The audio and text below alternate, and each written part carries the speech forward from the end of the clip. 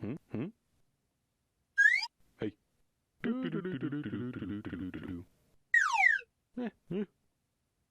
we go.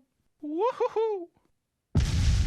Step inside the Smashbox with Jonny V and Terry Miller, the disc golf guy. Hello, everyone, and welcome to podcast number 35 here at SmashBoxxTV. I'm your host, Terry Miller, the disc golf guy. Joined here in studio in Milwaukee, Wisconsin, is Jonny V. One and only. The one and only. You know, for those that don't live in Milwaukee, some should know that there's, in fact, a Jonny V's that you can go eat at. Is it still around? I think it's actually out of business. Yeah. I'm not saying that's a precursor or any foreshadowing To us or to me? to you maybe being out of business or out of a job, but God, I hope not, because I literally got an email with a raise today. you did. I did. I'm not going to say what I make, but 3.8%. Well, It's a pretty good. it is, especially on those fat dollars you make already. Wow, I'd yeah. take three. I'd take a raise. Yeah? Yeah, can you help me with that? No. Absolutely not. In no way possible. No way, shape. Not in any way. Any capacity. connotation or Any connotation, any capacity. No.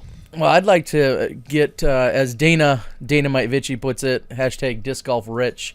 I think I'm well on my way. Anyone that wants to know what disc golf rich is, that's a conversation piece that's come up more than once.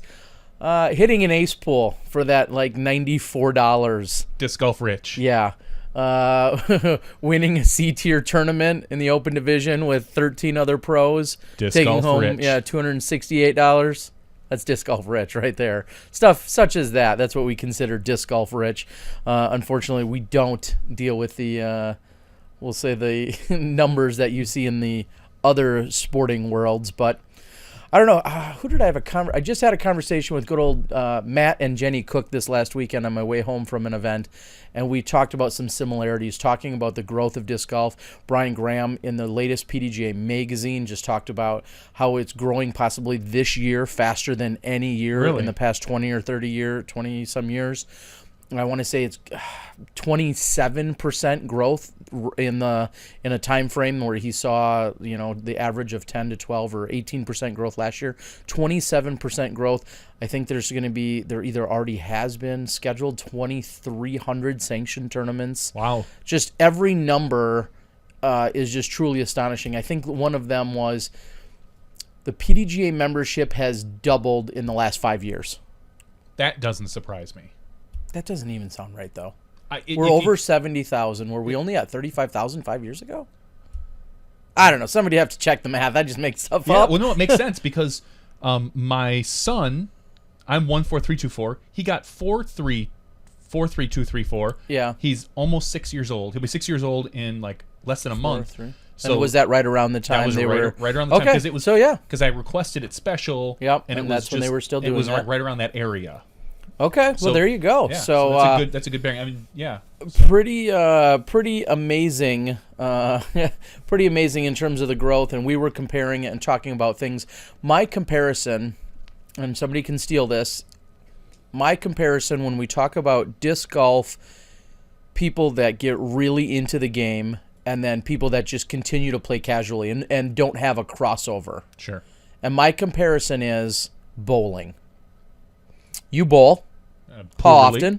Very poorly. Yeah, once every 3 to 4 months, if that. Okay. Yeah, even. You bowl. There are literally millions of people that bowl. Sure. How many of them join a bowling league? I would probably guess less than 1%. How many of them care about looking into the PBA? 0, unless you're in the league. Okay. Like, whatever. I would say if you're not, I guess maybe even half of the people that join a league are looking to get in the PBA. Yeah. Or how many of them enter into a tournament? The annual Milwaukee Classic. Yeah, probably. Very few. Yeah. Right. So I liken and compare disc golf to bowling in that sense. There's a lot of people that know what it is. A lot of people go out and do it. They play for fun. They play recreationally, as we'd say. Yeah.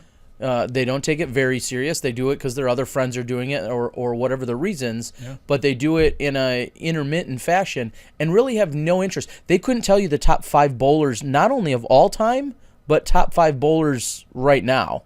Can you name one? No. One professional bowler? No, the real flashy guy that always made the funny gestures. That's... No. I couldn't name one. Exactly. I mean, I know there is Hardwick was the last name, only because Chris Hardwick, who's a big podcaster, his dad was a pro bowler way back in the day. Okay. So that's the only pro bowler I know. I know Brunswick. I know he's good. Those are, I believe those are pool sticks and maybe balls as well. Well, Brunswick's, one of the big manufacturers. But yeah. And then there's some guys that make marbles that are really ticked off because marbles look like smaller bowling balls or something. I don't know.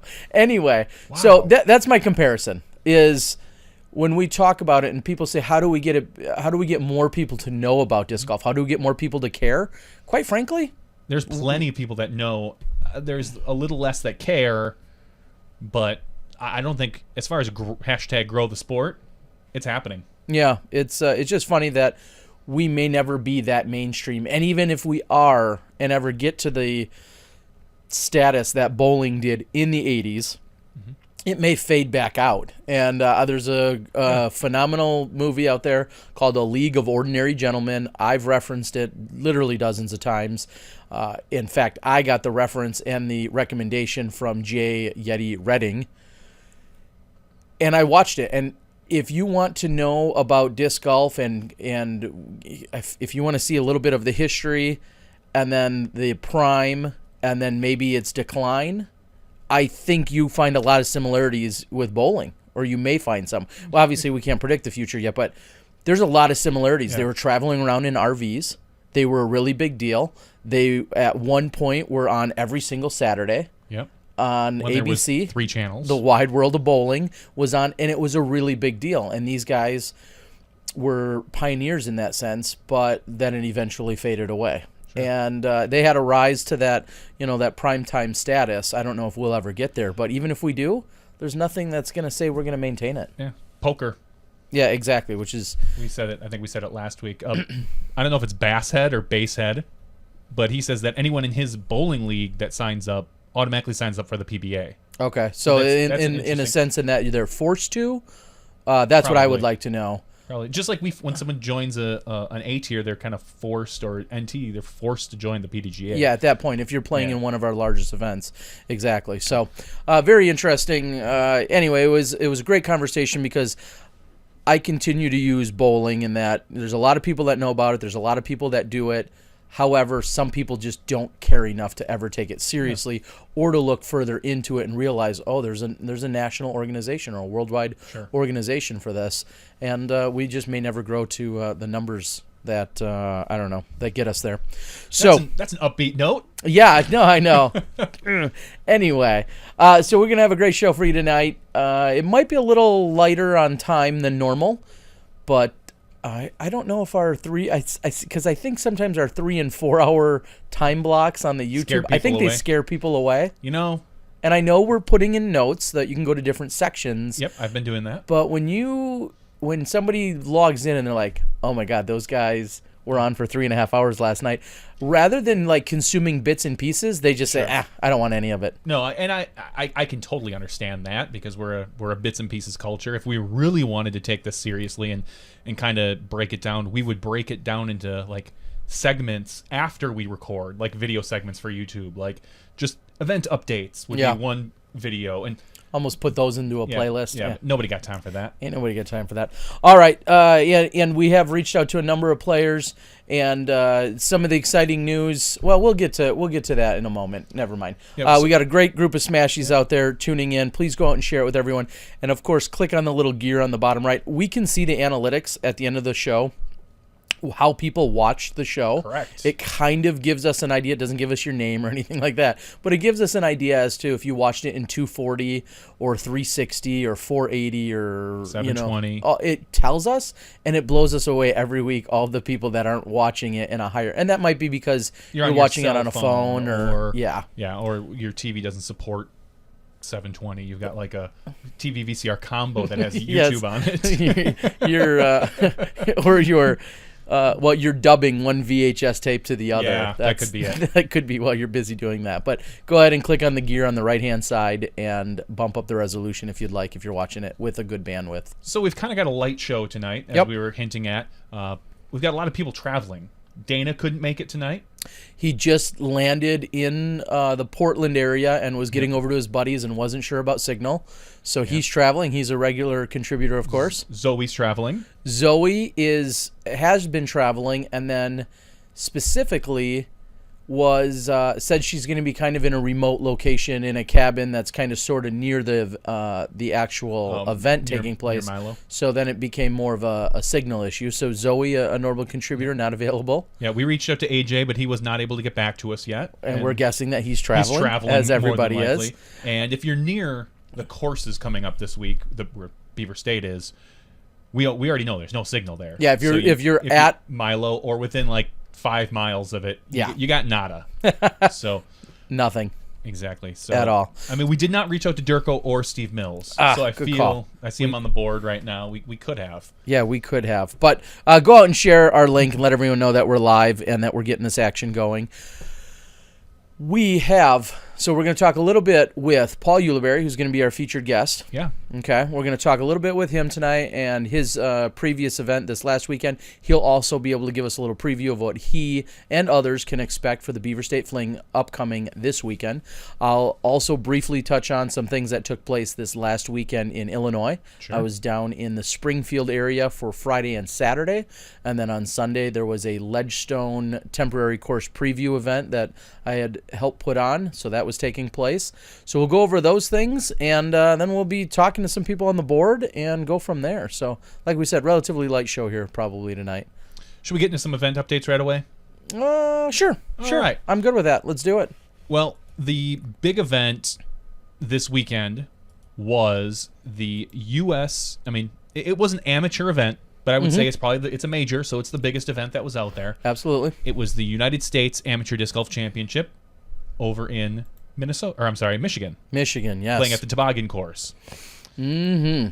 And last week we all had some suggestions on who may or may not win, and the name I threw out ended up winning. Oh. And it makes, and I'm not calling it by any means because I literally picked the highest rated player out there, and he came through for us, and it was Anthony Barella. Yep, AB, as many refer to him on the tour. Out of Arizona. Uh-huh. Goes out there and has a pretty dominant weekend, I would say. He was a couple down after the first round, and then he came back. At the second round, it was, I think, maybe up by 1, if I remember correctly, and then he shot the best, I think what I believe was the best final round score. Tied the best final round score with DJ Baldwin to end up winning by 4 strokes. Yes. 5 strokes. I'm sorry, 5 strokes end up winning by. And so Anthony ends up taking home the United States Amateur Disc Golf Championship. He's click on his round ratings. What did he end up averaging? I know there was a lot of discussion about 10-20. Okay. He had a 10-30, a 10-11, and a 10-16. So right around 10-15, 10-20-ish golf for the weekend. So that's some pretty solid golf. Not bad. That'll cash you in virtually every event. Yes, absolutely. One of the big conversations that was held this weekend, if you kept, as best as I could, I kept my eye on the PDGA.com homepage, which is where we saw, Media Marty Gregoire. Him and Michael Downs were over at the U.S. Amateur Disc Golf Championships taking place in Michigan, as you said. And what kept blowing Marty away basically day after day was just the age of these competitors. Yeah, they're all really young. They're all incredibly young, and rather than misquote or make up numbers, I'll give you some specifics in a second. Maybe I'm mistaken, but for some reason, and it's not just because it's an amateur disc golf, but it seems like this particular event tends to draw a younger crowd. It's almost been that way it feels like for the past 5 or 6, 7 years that you don't see a lot of, and maybe it's just because there's not a lot of older I think you're getting players. old. I am. I know. You are too. Sorry. We're kind of tied at the hip that way. it just seems like it does draw in a younger crowd. It's a tough course. It's a lot of hills up and down that toboggan course. It doesn't suit an older player. So I think they probably know that, and maybe some of your better, older, advanced players, or amateurs as we call them, maybe shy away. So you've got these young guys who don't mind climbing a mountain 6 times up and down, and they're going to dominate this event. So you're saying some of the fresh and younger legs have an advantage at this event? Certainly. Well, one thing that he did, that Media Marty had specifically addressed, is that on the opening round, which I believe took place Friday, the opening round had all these phenomenal scores, including a record-breaking course record score that was set, and the conditions were as good or better, in fact, on Saturday, yet no one came within, I think, 4 strokes. Yeah, we could probably do a little bit of math. Yeah, round 1 was 51. That was the best round at 1,047. Okay. Round 2. And that was by Matthew? That was by Matthew. Yep. And then you come into round 2, and your next best score was 55. Okay, so 4 strokes, yeah. He had said that even though the conditions were as good or better, no one got within 4 strokes. And then he maybe attributed that a little bit to just... It wears you out. Yeah, fatigue. People, I mean, they went out and they had a great opening round, and, people had been practicing probably for a day or 2 to get into it. Excited. And the next best score, even though the conditions were just as good. So I think I was going to tell you that I was looking for their ages, and I know that Barella is 15. Is 16, 15 maybe? Or somewhere in that neighborhood. I thought we said he was 15 last week. Oh, yeah, I think we were making stuff up then. No, I believe someone put it on the board. Oh, so okay. I trust the boardies. And then I know Isaac McDonald out of Illinois. He's maybe 13. Really? Yeah. Wow. Yeah, and then there was a 17-year-old. Yeah, Barella is 15. Yeah. That's... Man, like, 15 doesn't really surprise me. Like, okay, yeah, he's good, he's young, he's been playing well. 13? Yeah, little Isaac McDonald. He's been tearing things up. I know he throws a lot of Prodigy. He may even be on the Prodigy protege team, so to speak. I know he does throw a lot of it. Okay, so here we go. Here's the stat I was looking for. The lead card on round 2 consisted of 17-year-old Matthew Kashmira, who ended up finishing third, 15-year-old Anthony Barella, and 14-year-old Isaac McDonald, and then 19-year-old Mark Burnett. What's that old guy doing in there? As he says, the old guy on the leader card is 19. Yeah. That's pretty astonishing. So that talks a lot about, as you said, just the sheer skill level, the way these players are coming up, the fact that they're all rated as high as they are. Isaac McDonald, the 14-year-old, is rated 972. Matthew is rated 976. Barella 990 and going up, and DJ Baldwin 943. So yeah, pretty amazing stuff. So congratulations to AB Anthony Barella. That's what I was gonna say, what they call the mini beast, the mini Macbeth. Typically, we've found for many years that the winner of this event goes on to win Am Worlds. Well, usually finishes well at Am Worlds, but also goes on to become a Discraft sponsored player, and that's not going to be the case here. So spoiler alert, that is not going to be the case here. So DG Mike, who I but I hung out with quite a bit this weekend, says that yes, Isaac is in fact 14 and Yuli's protege. So well, Macbeth protege, Uli protege. Yeah, I wish when I was 14 or 15 I had one of these guys as a protege. You know? Yeah. Someone or as a mentor. In your case, you'd want a mentor. Yeah. Yeah. That's got to be nice. Yeah. Very impressive what they did. Thank you guys for everyone chiming in, giving us some details and making sure. And in just a few moments, speaking of proteges and mentors and Ulibarri, we're going to get him on the line. And in fact, let's see if we can dial him up right now. Do you want to text him? I already sent him a message. You sent him a message. All right. We're telling him to get ready. Get ready. Get ready, because here we come. Here we come. Get ready, because here we come. Or something like that. Yeah. And then I got lots of stories. After we're done talking to Paul, I've got other stories from this weekend. Oh, jeez. Including... Can we tell them on the air? Yeah, these are all pretty mild, I would say. I became a photographer a little bit more over the weekend. I think even you would be impressed with a few of the photos I took. Yeah, I was out the Springfield Soho Music Festival. Okay. Friday night and Saturday night. Got some pictures of some bands and other people having some really good times. Well, while we wait for Paul, we can quickly talk about the High Plains Challenge. We got Eagle on the board here. Eagle ended up taking third at the High Plains Challenge out in Colorado. Unfortunately, losing by just a few, like 13, he to was, Joe Rovere. Yeah, I was going to say, and notice 14 14 Came were in given the up final round. in the final round. I want to look at the round rating because Eagle should chime in and tell us exactly what happened. Joe shot a 1066, and Eagle had a rough round at a 960. Rough for him, 965. That that some of us are shooting for these years. Was it J.C. Kester the fourth? He ended up taking second over Eagle by 2 strokes. But Joe just kind of ran away with it. I mean, that last round, I think we should check that to see if Joe played all the holes. Yeah, because when no. you shoot, when you shoot, I'm trying to sort here by round 3. Well, I know Yeah, Eagle when- had when- posted the night before that he's close to Joe, Yeah, and he when you just needs shoot to go and 6, set a... 6 strokes better than the rest of the field. I think you need to check. Maybe he skipped hole 3. Which was a par 7. Yeah. So congratulations to Joe, who we've hung out with in the past and out at USDGC. So Yeah. Joe's a good guy. Out in Lansingburg, Michigan is the 2015 Disc Girls Gone Wild presented by MC Sports. I know who won that. Do you? Who'd you win? Who won? Katrina. Katrina won. Congratulations. Katrina ends up beating Ragna by 8. Mm-hmm. Puts up some really solid rounds. No surprise. 990, 1009, and a 953. So she probably let off the gas a little bit in that last round. She had a 7-stroke lead going into that last round. So there was no problem with her kind of coming in. Liz Carr taking third. Good friend of the show.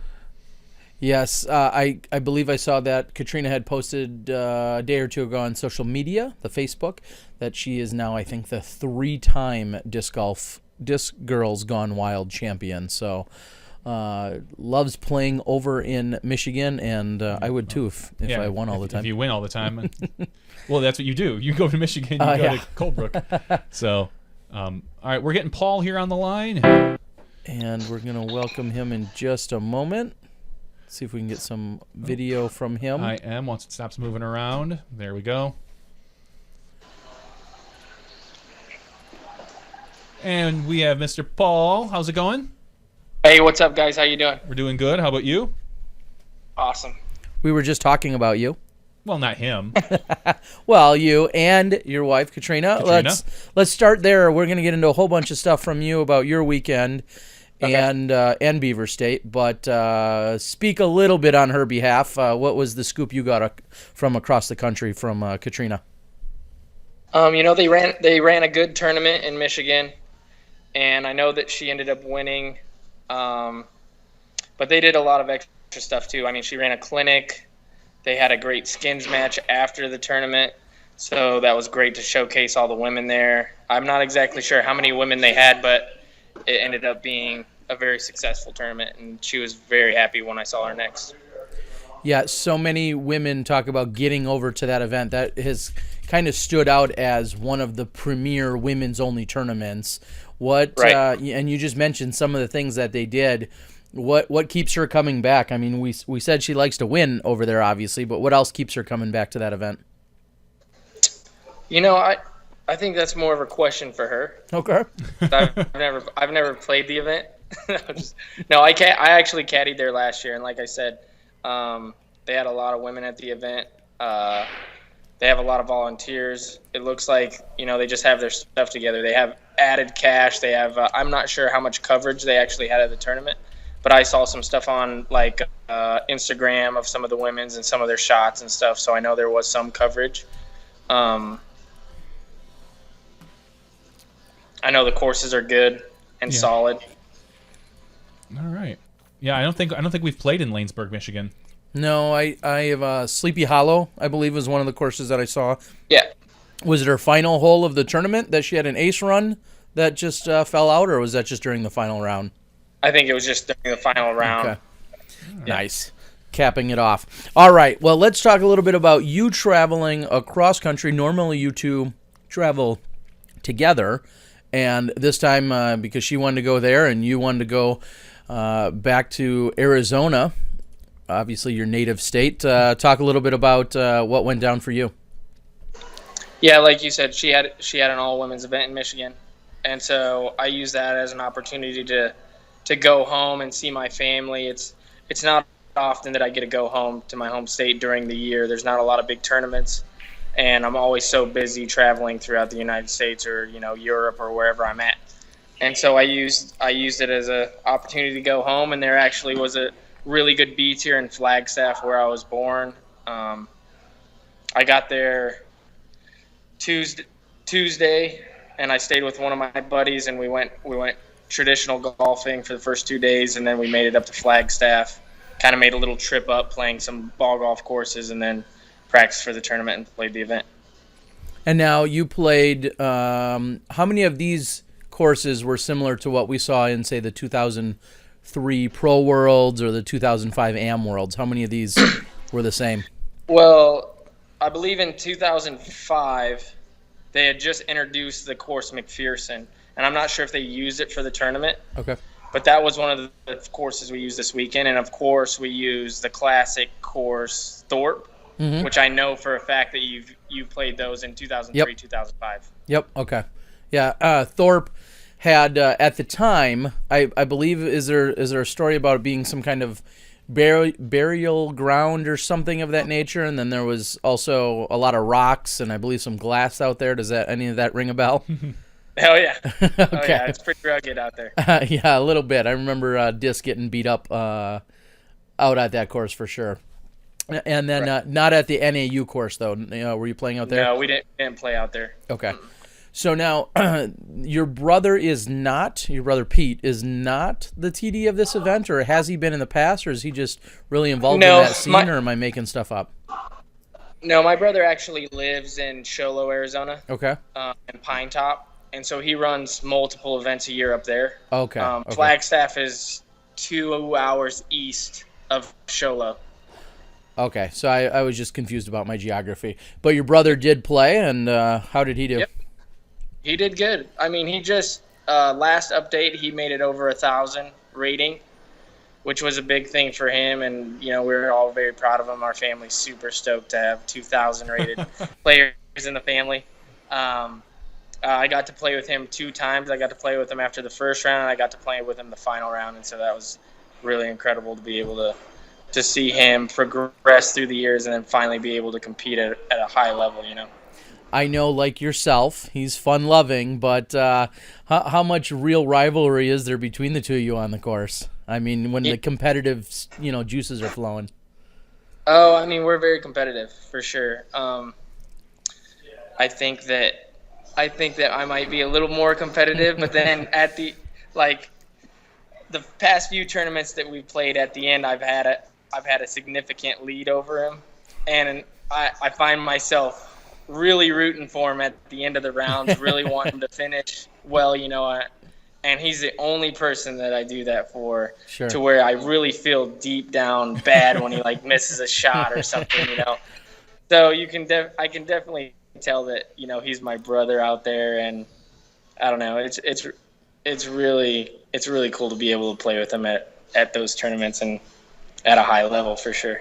Yeah, and if there's a guy that you want, like you said, that you're rooting for and you really want to do well, but maybe just one stroke less than you by the end of the weekend, it's that guy. You don't want to give him any ammo to rub it in for any reason.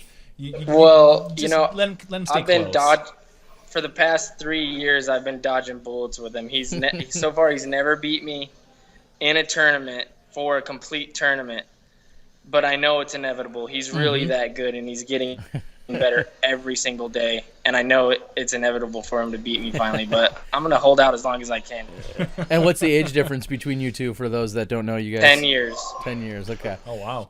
So, I don't believe I'm about to say this, but Steve Mills just took a thought right out of my head by saying that you two are probably the highest rated brothers that are out in the PDGA. Sure. I mean, in their heyday, there was, would have been Martins. Bamba and Steve, and then The Martins, maybe at yeah, one point. yeah, exactly. That's funny that you bring that up, because this recent rating was the first time that me and my brother finally bumped the Sexton brothers off of their pedestal. Yep. Okay. And that's Sexton, Nate was the first person I texted. I've been waiting. I'm telling you. I've been waiting. Yeah. I think we got him by like 1 or 2 points. Yeah, and that's exactly what Steve had said, is that you guys were the highest rated brothers beating out the Sextons. So, speaking of which, and we've talked about obviously Avery and Val, but any other brother combos out there that are who are the next closest that you know of out there? Maybe obviously not 1,000 rated, but who are the next closest out there? We've you talked about like the Bamba brothers, and Yep. then the Sextons, and I think the Kalstroms are up there. Okay. Yep. Yeah. Jarvis. Yeah. Ken and his brother. Yep. I know that there's who are the two brothers up in like Grass Valley, old school guys. Oh, Jeff and Johnny Lissaman. Yep. Yep. Okay. But Okay. that's really all that I know. Okay, yeah, no, it's a pretty interesting statistic. Now, wow, and another thing, in talking about life partners, Val and Nate and you and Kat, what's the over under on you four? You guys got to be pretty close when it's all shakes out, because Val and Kat are what, a point or two away from each other probably. Probably. And you and Nate? I'm sure Nate has me by a few. Nate's a great player, man. He always holds a consistent rating. All right, so there's your next. There's the next goal. Yeah. So speaking of goals, let's talk a little bit about Beaver State Fling National Tour. The tour rolls on into another amazing facility, amazing property. The courses. Right. I mean, I think you're crazy or you don't know what disc golf is if you don't enjoy playing at Milo. Give us your preview and your mindset for it. Well, I mean, the preview is exactly what you said. I mean, we're coming into probably two of the best courses that we'll see all tour. And the tournament staff they run a great tournament. And so, I mean, given the fact that the course is amazing, the tournament is ran almost to perfection. And this year it looks like the weather is going to hold out to be just beautiful all weekend, which is really going to be great for spectators, for live coverage, hopefully from somebody. I mean, so it's just all in all going to be, I think it's going to be one of the best events of the year. As far as my expectations, I feel really good going into this tournament. I feel like I've been playing very well the last few tournaments, but from tournament to tournament, you never know. You just kind of got to give it your best and try your hardest, and that's all that I'm going to do. Does it boost your confidence at all, knowing how you played at Worlds in these locations last year? It was last year, yeah. Yeah, just last year. Like, do you feel like I don't think you know the course probably much better than any of the other pros that are going out there, but do you think you have more confidence? Not necessarily that. I mean, I've been playing these tournaments for a long time. This is probably going to be my 7th or 6th Beaver State Fling. And so for that fact, I know what I can score there, and I know it can be very low. And, Worlds is a completely different thing. The pressure, it's not even, I don't think, similar in any way to any of the national tours or anything. It's a completely different level. So I don't really even remember the rounds that I shot during Worlds. So with that being said, I think that possibly my experience playing these tournaments and these courses over and over again, I think that's going to help me. And it's just all about how you play. There's so many good players these days that you could see 4 or 5 different people throughout the weekend on the lead card. It's just the talent level is just so high. And so I feel like if I play good, if I play to my potential, yes, I feel like I'll have a chance to win the tournament. But, I think I'm trying to be humble lately and just knowing how good everybody is right now, and knowing that, if I don't play 100%, and I get beat by some of these guys, then it is what it is. People are really good right now. Yeah, and that's one thing that we're noticing is every weekend is so competitive, and it depends on what section of the country you're in, and are all the super pros, kind of concentrated in one area, and maybe other really good pros can perform well on another side of the country. I don't know if there are hardly any more. There's 45,000 rated players at this event. That's good. Yeah, see, I mean, that's crazy. And then, given this last weekend, like usually you can, after winning a tournament, you can take that confidence into a big tournament. But if you look at all the A tiers that people played this weekend, there's a lot of players going in with a lot of confidence. So it's, it's just like I said, there's so many great players, and everybody's bringing it every single weekend. Of course, you have the Macbeth factor, and Jeremy Colling's playing very well right now. Will Schustrick's on a big winning streak. 4 in a row. So I mean, you have your Tennessee. 4 in a row. So you have your favorites, but it's a national tour, and it's a great course. So the best thrower this weekend is going to win, I think. So speak to that a little bit. We've now said it multiple times how great the entire park and facility, and it's Milo McIver East and West courses. For those who haven't had the pleasure of visiting, like you and I have, kind of describe the courses a little bit and maybe compare them to anything else that they may see or know of anywhere else. I mean, right off the bat, we can say it's really... They're nothing like playing at the last National Tour event over at De La. Would that be a fair start in terms of rollaways and whatnot? But go ahead and kind of lay it out for everyone if you had to describe Milo and your experience. Right. I mean, it's a beautiful park. First of all, you're never really playing on dirt. It's all grass. It's all humongous pines and huge. Ferns, I guess, is what they're called. There's some of the fairways are lined with huge ferns. There's a river that runs parallel to both the courses, so you have that aspect. I mean, so with that being said, it's beautiful. The fairways are big. They're fair. I think with the exception of 3 or 4 holes around, if you throw a good shot, you're going to get rewarded, which, De La can be a little... Not as much?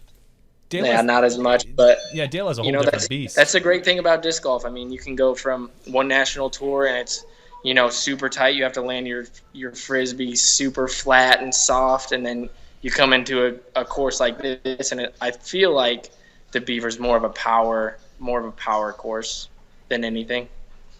Yeah, you're certainly throwing a lot of drivers off the tees, which you may or may not have been doing over at De La.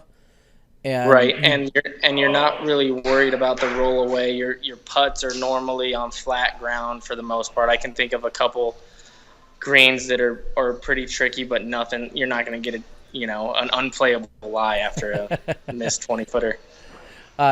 Do you have and I know there's 36 unique holes out there, and some of them are a little tougher to remember than others. But do you have a favorite or anyone that stands out in particular for you that you are excited to go revisit?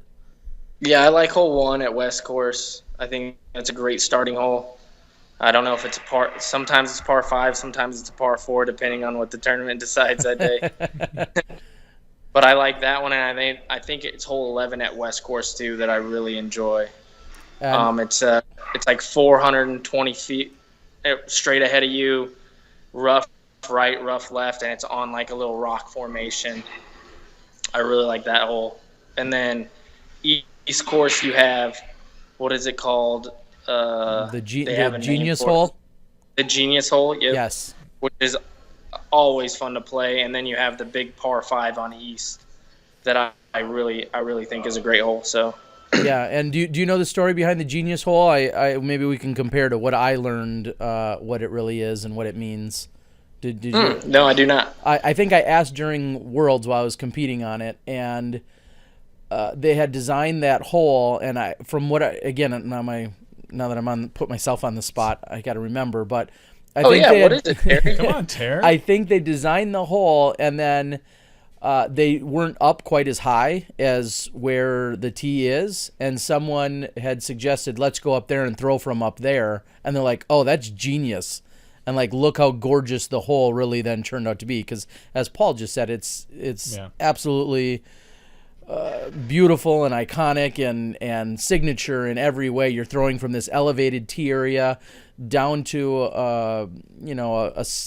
an area in a fairway, and then no matter how big your throw is, you more than likely have at least a long putt, right? I mean, there's been fairway aces from 200 feet, and there's been super long eagles maybe from 80 or 100 feet, but it's just this gorgeous hole.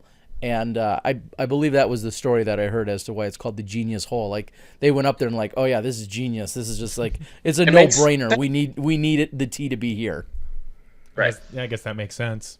I don't know. Maybe, and if I'm totally wrong, somebody can chime in. But that was the story I was told, at least, at the World Championships. And then the hole, is it the hole just after that where you cross the street and you play about 450 feet, and then there's a road. The road's on your right-hand side, the entire length of the fairway. Yeah. And then there's a little break between the island that you're on and then the island where the pin is. And yeah, those it's a gorgeous hole as well. Very challenging. Yeah. So many good holes out there. So many good holes. Yeah, absolutely. What about the rest of your tour? Beaver State's this weekend.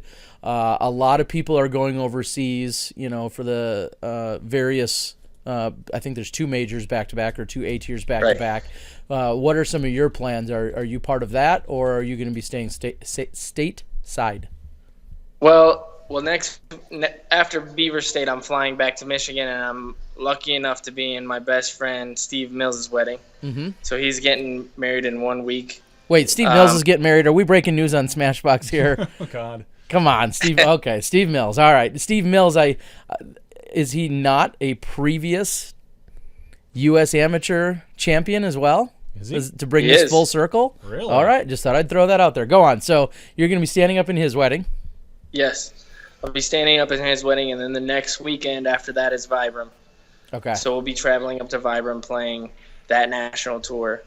And then maybe that Monday I'm flying out to Europe, and yes, I'll be in Europe for 3 weeks. I'll be getting there pretty early and running a bunch of clinics all through Finland and Sweden, and then playing in Skellefteå for the first major, and then playing in Finland for which I am very proud to say that I am part of the Presidential Cup team. And awesome. I'll be representing the United States this year. Again, I think it's my 3rd time. Congratulations! That's quite an honor, honestly. Really cool. It really is, and I think in disc golf, I think it should be held higher than it is right now. Mm-hmm. Because in like traditional golf or even like collegiately, like when it's like their biggest tournament of the year. Yeah. Or I think they even do it every two years like we do, and it's, I mean that some of their careers are made through them making the Ryder Cup team and stuff. Yeah. And hopefully someday it'll be that big in disc golf too. Yeah, and ironically enough, to speak to that, it's not even an event that money is exchanged. Isn't that correct in our version? No money is going to be exchanged. It's just country against country. You just pride. I guess just pride and. Mm-hmm. Yeah, you can't be any more proud than representing the United States, along with, and what I love about it, and seeing you guys do it, back at the USDGC all those years ago, and then it happening since then. All barriers are broken down. It doesn't matter if you're sponsored by Prodigy and the next guy's sponsored by Innova or Millennium or Legacy or whomever. It makes no difference when we see all of those amazing ambassadors and our sport's best players up on that podium as a team, then competing against another team from another country. It for a moment, everything just kind of fades away. It makes no difference whatsoever. And I think it's really exciting to see as a guy who just loves taking in good disc golf and sportsmanship and camaraderie. I think that embodies it perfectly. Can you explain? I completely agree, and I hope that soon it'll be probably the biggest event, the biggest covered event that we have in disc golf. I think it deserves to be that. Can you quickly explain the format a little bit? I know obviously with the Ryder Cup, I think they play best ball, they play some individual. How is it with what you guys do? The President's Cup. I think the first round, from the previous years that I've played, the first round is score. You'll play a certain amount of holes, your score against the opponent's score.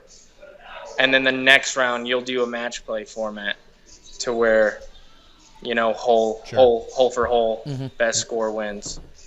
Okay. And then the points are divided up in however many points you win by type thing. And how have you performed in the past there? Are you happy with your performance or? Oh, very happy. I've never lost a match. Oh, wow. That's something. No, is that more pressure? Something you live up to, or try to keep your streak alive? Oh no pressure at all. You could be the MVP, the most valuable Paul. Anyway, speaking of Pauls and people on the team, Durko just asked the same question that I think a lot of people are wondering: is do you know who is all on the team officially this year? I know a few weeks ago Eric McCabe had mentioned that he was talking about the different people that would be out there and possibly on the team. Johnny V, Johnny V put in a bid for us, for Terry and I, because he was looking for 2 players. Apparently shot us down. I'm waiting for the call. Yeah, I think we're on the reserve team. Probably reserve team. Good. It's good. Okay, so from what I know for sure, I know that Macbeth is obviously on the team. I know Nate Doss is on the team for sure. Dave Feldberg's on the team. Myself is on the team. So those are the 4 that were in before Captain's Choice, and I believe you get 2 Captain's Choice, which are, and this is just the men's side, which is I'm pretty sure, I'm not 100% sure, but I think that he picked Will Schuster and Ricky Wysocki. Okay. And I think that Jeremy Coling is on the reserve. Right after us. If anybody else doesn't. What's that? Right after us. Right after us. Right Coling. after Terry. Yeah. Yeah. Okay. And then on the women's side, I believe it's Katrina and Paige. Okay. Yeah, very very exciting, and we'll be catching up whether it's you and or other team members as that goes on. What's the exact date of that, or where do they sandwich it this year in between? Usually it's kind of I think it's the Wednesday before the European Open. Okay. I think. Very nice. And then you come back from the other side of the pond, and Worlds is right around the corner. Any thoughts about I get Pittsburgh? back and I have 1 week before Worlds, so it might be 2 weeks. It might be 2 weeks or a week and some change, but I know as soon as I get back, I'll be going straight to Pittsburgh and start my practice and my strategy or whatever you call it for the World Championships. Understandable. Now, just to quickly backtrack, you're in a wedding in San Diego area. No. Michigan. Oh, you are? Okay. He's getting married in Michigan. Oh, I apologize. I thought it was in San Diego. I must have missed that. Okay, I was going to say, because from there over to Vibram is literally cross country, but if you're in Michigan and heading over there, that's not quite as far. Okay, understandable. But I'm in and heading over to Michigan. Correct. Yes, that much. Okay. I was just thinking San Diego over to Vibram in a week is Now, are you participating in any of the we're going to be covering, SmashBoxx will be covering the Vibram Open or the Maple Hill Open presented by Vibram all week long. Are you in any of the pre-event activities or games and skins match, birdies, any birdie skins, doubles, any of that stuff he's got going on? Do you know if you're in any of that? Every year they were running so many different little games and stuff, and I try and compete in as many as I can. I've slowed down a little bit from I used to do all the games no matter what time it was. Sure. I remember I was running in between hands in the poker tournament to play ping pong and running back and forth. So I might slow down a little bit this year, but I'll play in as many of those side games as possible. Okay. Is anyone going to beat Coling at the pie eating contest? He seems to have that down pat. You know, that's the one thing that I've never played is the pie eating contest. Do you think you could do it? I don't think so. Oh. All right. He knows his limits. I'm not an eater, man. I'm not. I like to eat. I like to enjoy my food. Yeti, Gerald, usually both Yeti and Gerald put up good fights. Yep. It'll be interesting this year. Now, aside from all the other additional games, I guess what I mean is, are you in any of the competitive organized events leading into it? As in, like, I think there's like a birdie skins or a doubles match. I should be in. I don't know which one I'm in. I know that I won one of them last year. Sure. I'm not sure if it was the birdie or I don't think I was in the eagle. I think that's past champions. Okay. But I know last year I won one of the skins matches or something. Like I said, there's so many things that we play there. So you're saying next year you'll be in the past champions one, right? Yeah.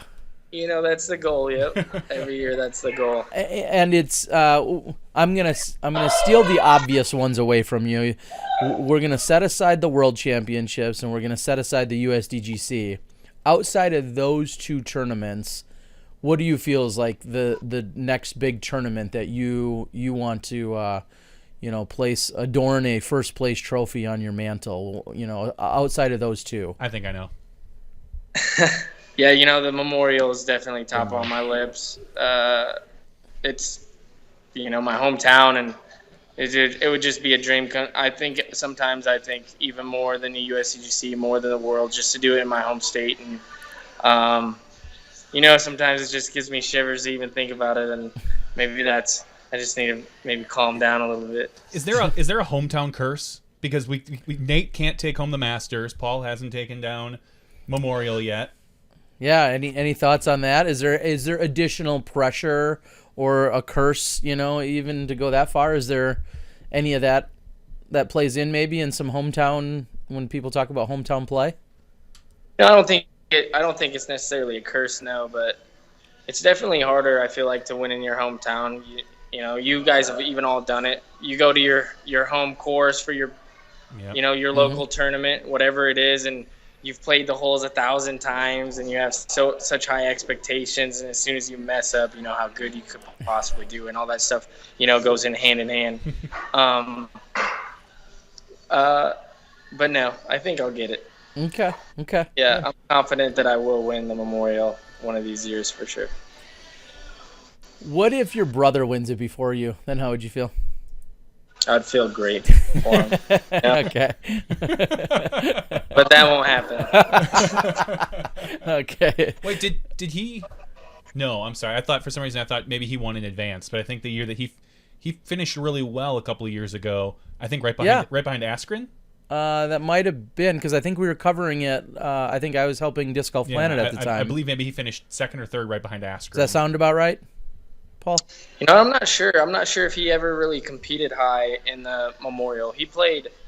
I know he played Am Worlds one in 2011 maybe, and he placed top 10 at Am Worlds, and then he moved right up to Open. So. Okay. Yeah, it would have been. I was thinking it would have been like 2009, 2010 Memorial. It's possible. It's possible because I almost distinctly recall mentioning his name and then talking about how he was obviously your brother and you guys were out there playing. He finished fourth in 2011. So okay. Oh, there you go. Wow, on the spot, almost like a smashy there. Good job. Yeah, well, keep me around. That's higher than my best finish in advance at the Memorial was 7th. So. And what's your best finish in pro? Already taking notches off of me right there. And your best finish in pro there? 4th. Okay. Now, does rightfully so? I got a little bit of heat for referring to someone's significant other as I'll say it was Jennifer Allen. I referred to Jennifer Allen as Paul's girlfriend before I referred to her as Jennifer Allen. Totally my mistake. I'm done doing that. Do people ever do that with you and your brother? They refer to Pete as, well, he's Paul's brother, and maybe instead of first mentioning Pete, they first say that, you know, he's your brother. Does anybody ever overplay that maybe? I'm not sure, you know. I don't think so. Okay. fair enough. I could see that because you're the person that's been touring around the country and competed at a higher level for a little longer. So I wondered if sometimes he ever got overshadowed that way. Now, is it fair to say that your mom is disc golf's number one mom fan out there?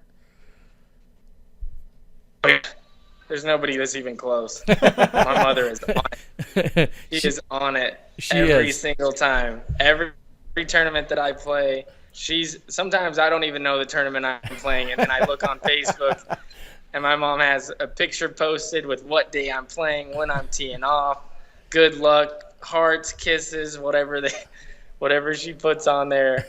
I mean, the support from my family, I couldn't play this game without it. I'm truly blessed with the family that I have, and my mother and my father, and the support that they've given me through the years. I mean, I'm truly a very, very lucky man. My parents are awesome. My siblings, it's turned into a whole disc golf family for us over the past couple of years.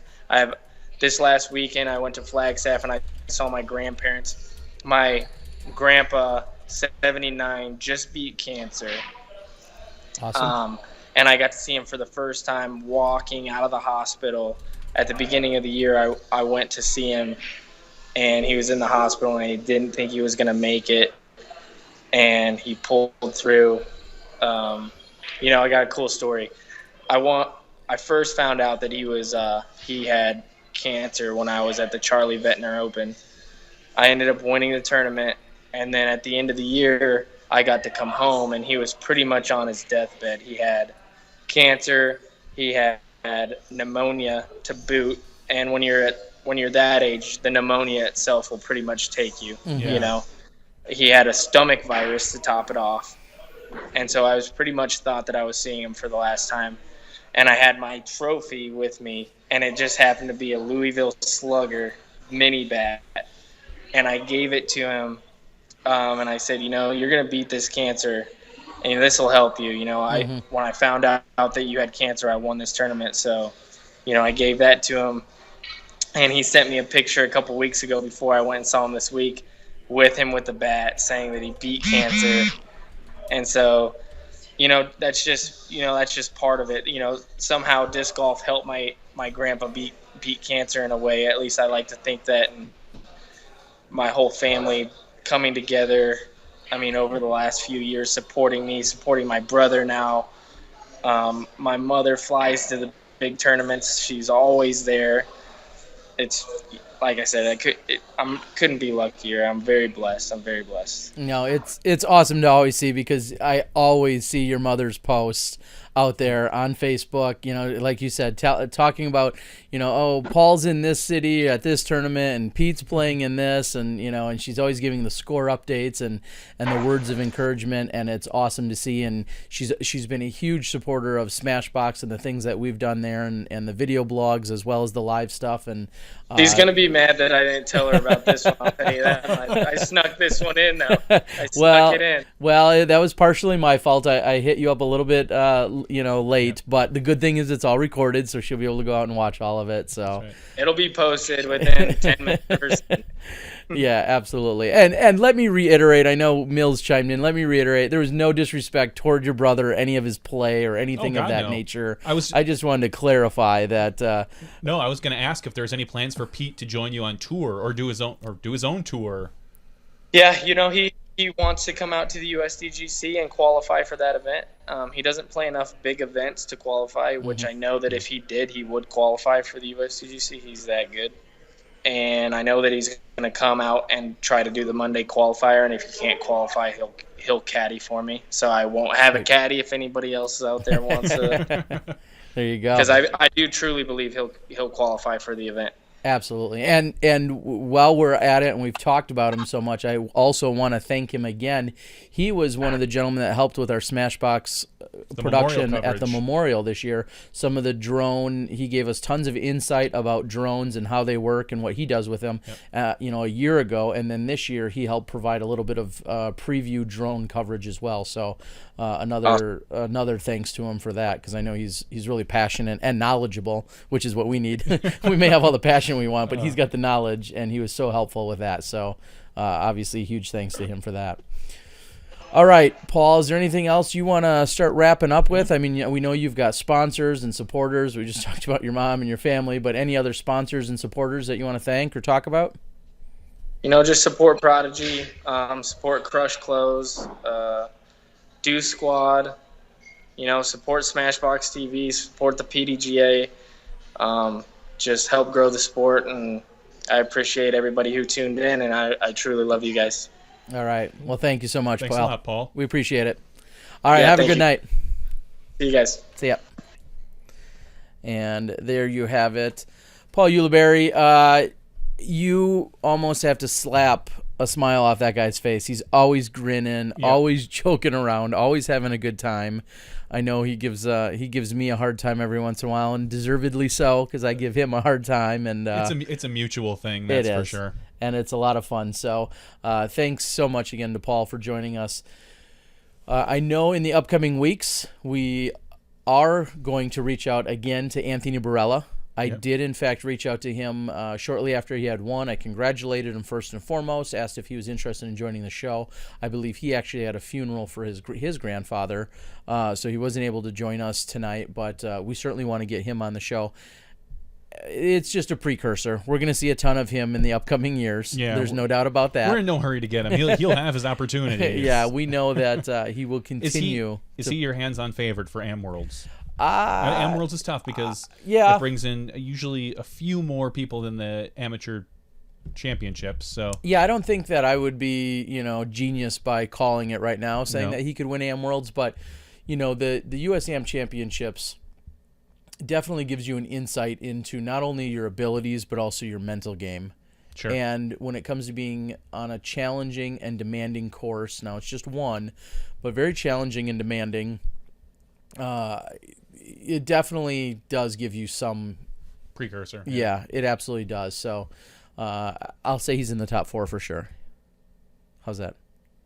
Weak. Okay. Weak sauce. Just to date a little bit on our podcast, we're getting some interesting updates from the board that I think Cleveland Cavaliers are leading 72-57. So when you're listening to this in 10 years and you're thinking back, that's Cleveland with a sizable lead. I know they're at home now, so we're going to turn this into a basketball podcast, but LeBron James looks like he's feeling it right now. I haven't watched a second of a game in the past 3 months. Yeah. So I had posted, I think actually Terry, not the disc golf guy, posted recently asking, is there any reason, and maybe somebody on our board can tell us now, is there any reason to not love this Stephen Curry fella? Stephon Curry? No. Is there any reason not to love him? Because I don't know anything about following current day basketball.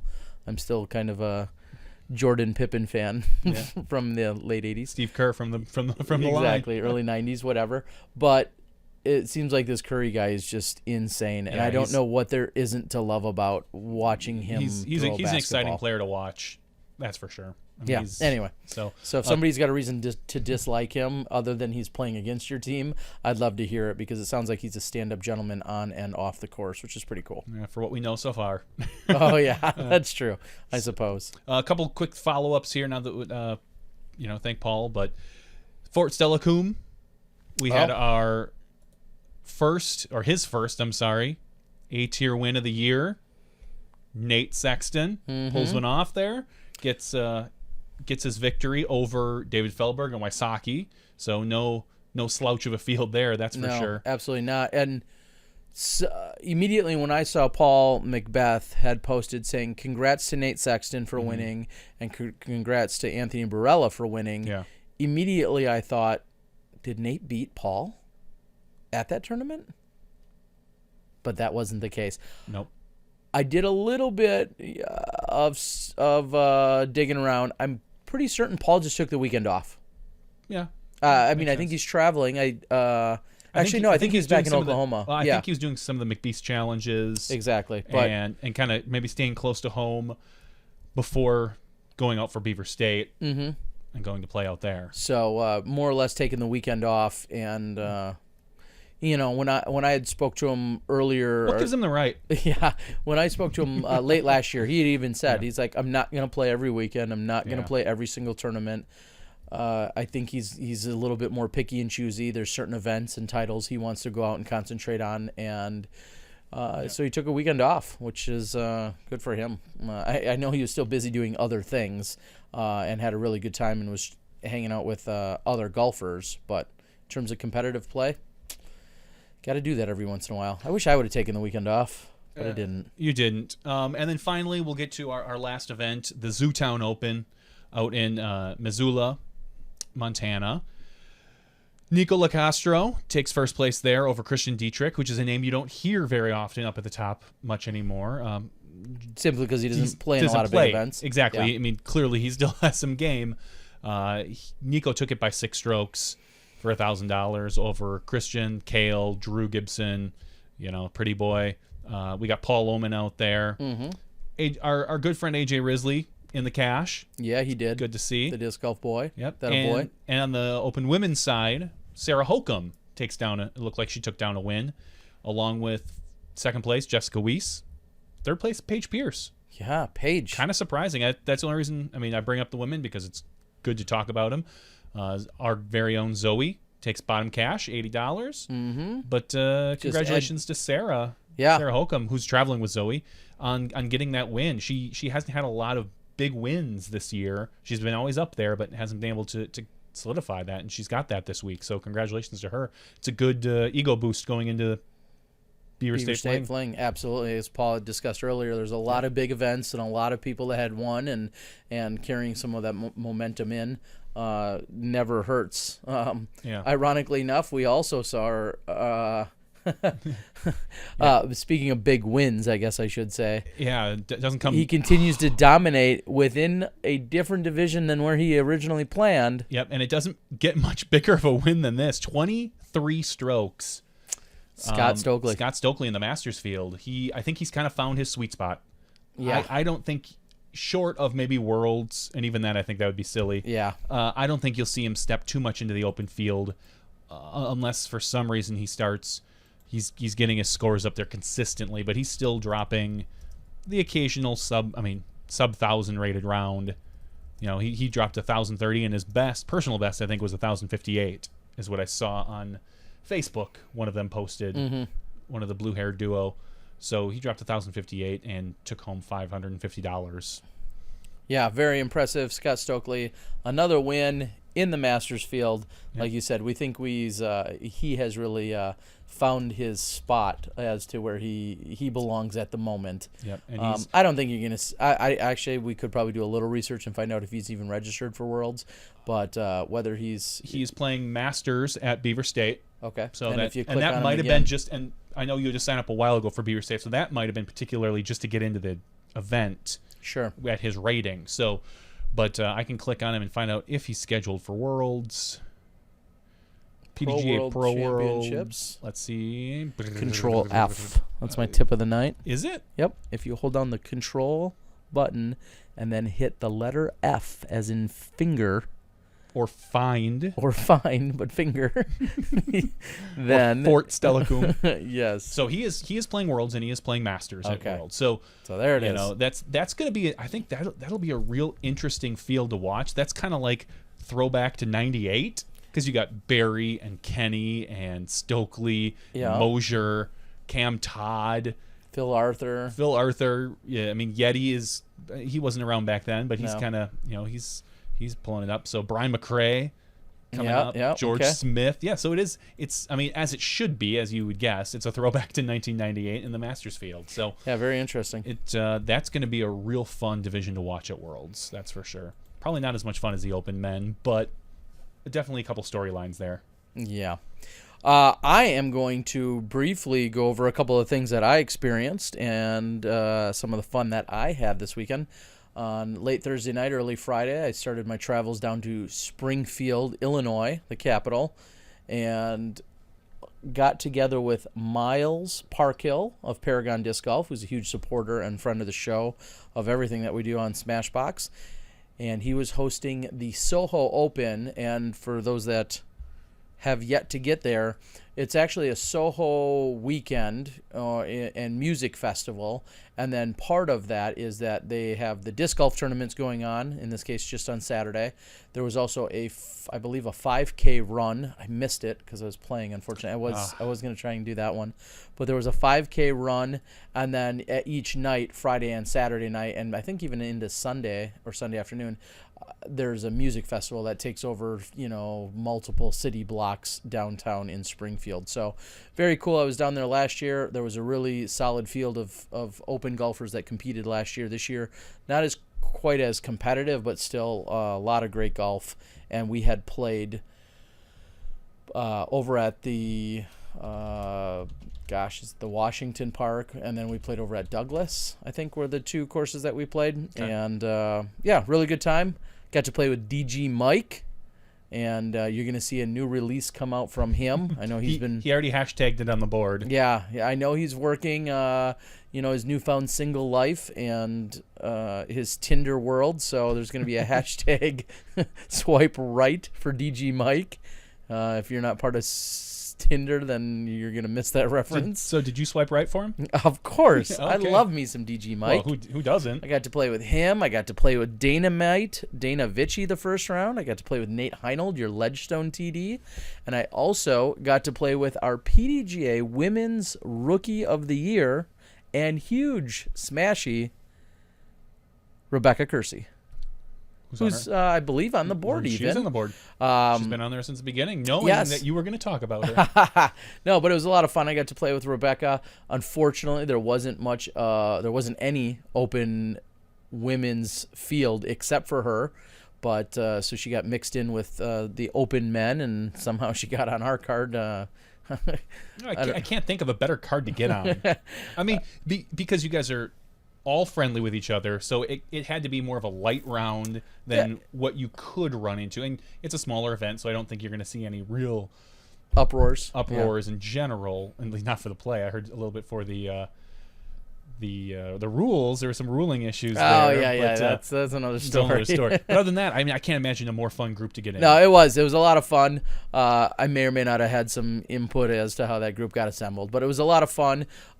Keith Vance, again, one of our big SmashBoxx listeners and our first ever live call-in person, was out there competing as well, and we played Lincoln and then Douglas. So those were the two courses that we played. Lincoln is relatively long, medium length and challenging, and Gary Patton shot an absurd 49. I want to say par was around 56, 57-ish, 58. Yeah. And the fact that he shot a 49 was incredible. And then he didn't let up too much. The Douglas Park was much easier, a lot more twos opportunities, and he shot a 45 to secure himself his victory. So a 49 and a 45. Brian Earhart was finishing second. Lefty Al finished third. DG Mike tied him, finishing third.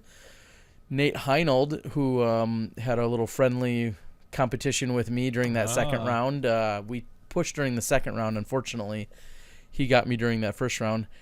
And I came up one stroke short of the Dynamite. Wow. Just one stroke. I don't know if it's impressive or depressing that you were within one stroke of Dana, or Dana was within one stroke of you. Well, the first round he shot a 55, which was respectable. I thought it would. I didn't realize that it wouldn't even put him on the leader card. I was surprised by that. Again, the 49 was the hot score. He shot a 55. I shot a very, very uninspiring 60.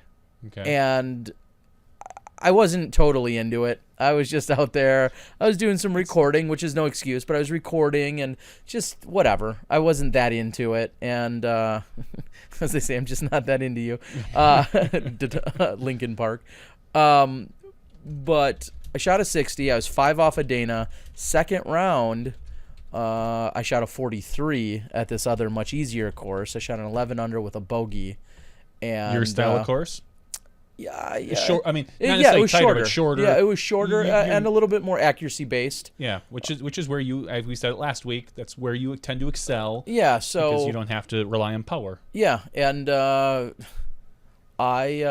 felt like I shot pretty well, and came in with a 43, which is the second hottest round. It was rated 1,006. So this old overweight dog's got a little left in him sometimes, but unfortunately, I know how that goes. one short of Dynamite. Oh, that would have been so sweet just to tie my Dynamite Which friend. is probably why he couldn't come on tonight. Yeah, he was yeah. embarrassed. That's true. You embarrassed Dana. So Rebecca, it was a pleasure playing with her. I then played with her second round as well. She shot above her rating both rounds, so her rating's going to continue to climb. She shot a 69 and a 52 the second round. Again, both rounds above her rating. Steve Boylan took down the Masters division, and Justin Neudecker, a fellow St. Louis. What's a Saint? I don't know what the term would be. Anyways, I think she traveled with some of the his peeps from St. Louis, and won it in the intermediate division. So very cool. So after that, went to this festival, had a really good time, took some photos, played around with my DSLR camera, which I don't play with nearly as much as I'd like to. And then on Sunday, I headed up about an hour and a half north to Lake Eureka, to Eureka Park, which is where the finals are being held for the Ledgestone Insurance Open. And that park is gorgeous. Okay. And Nate Heinold decided that he wants to use most of every inch on that property and design a very, very challenging course. Challenging or long? Both. Yeah, not suited for this guy. No, or me. But very long and challenging course. Not every hole was long, but there is very USDGC-esque in that lots of rope, which we had placed out there on Sunday morning. So there's a lot of different OB that you had to play for. There were drop zones, and then there is water scattered throughout this entire park. And so some were saying the baskets were maybe a little too close to the water.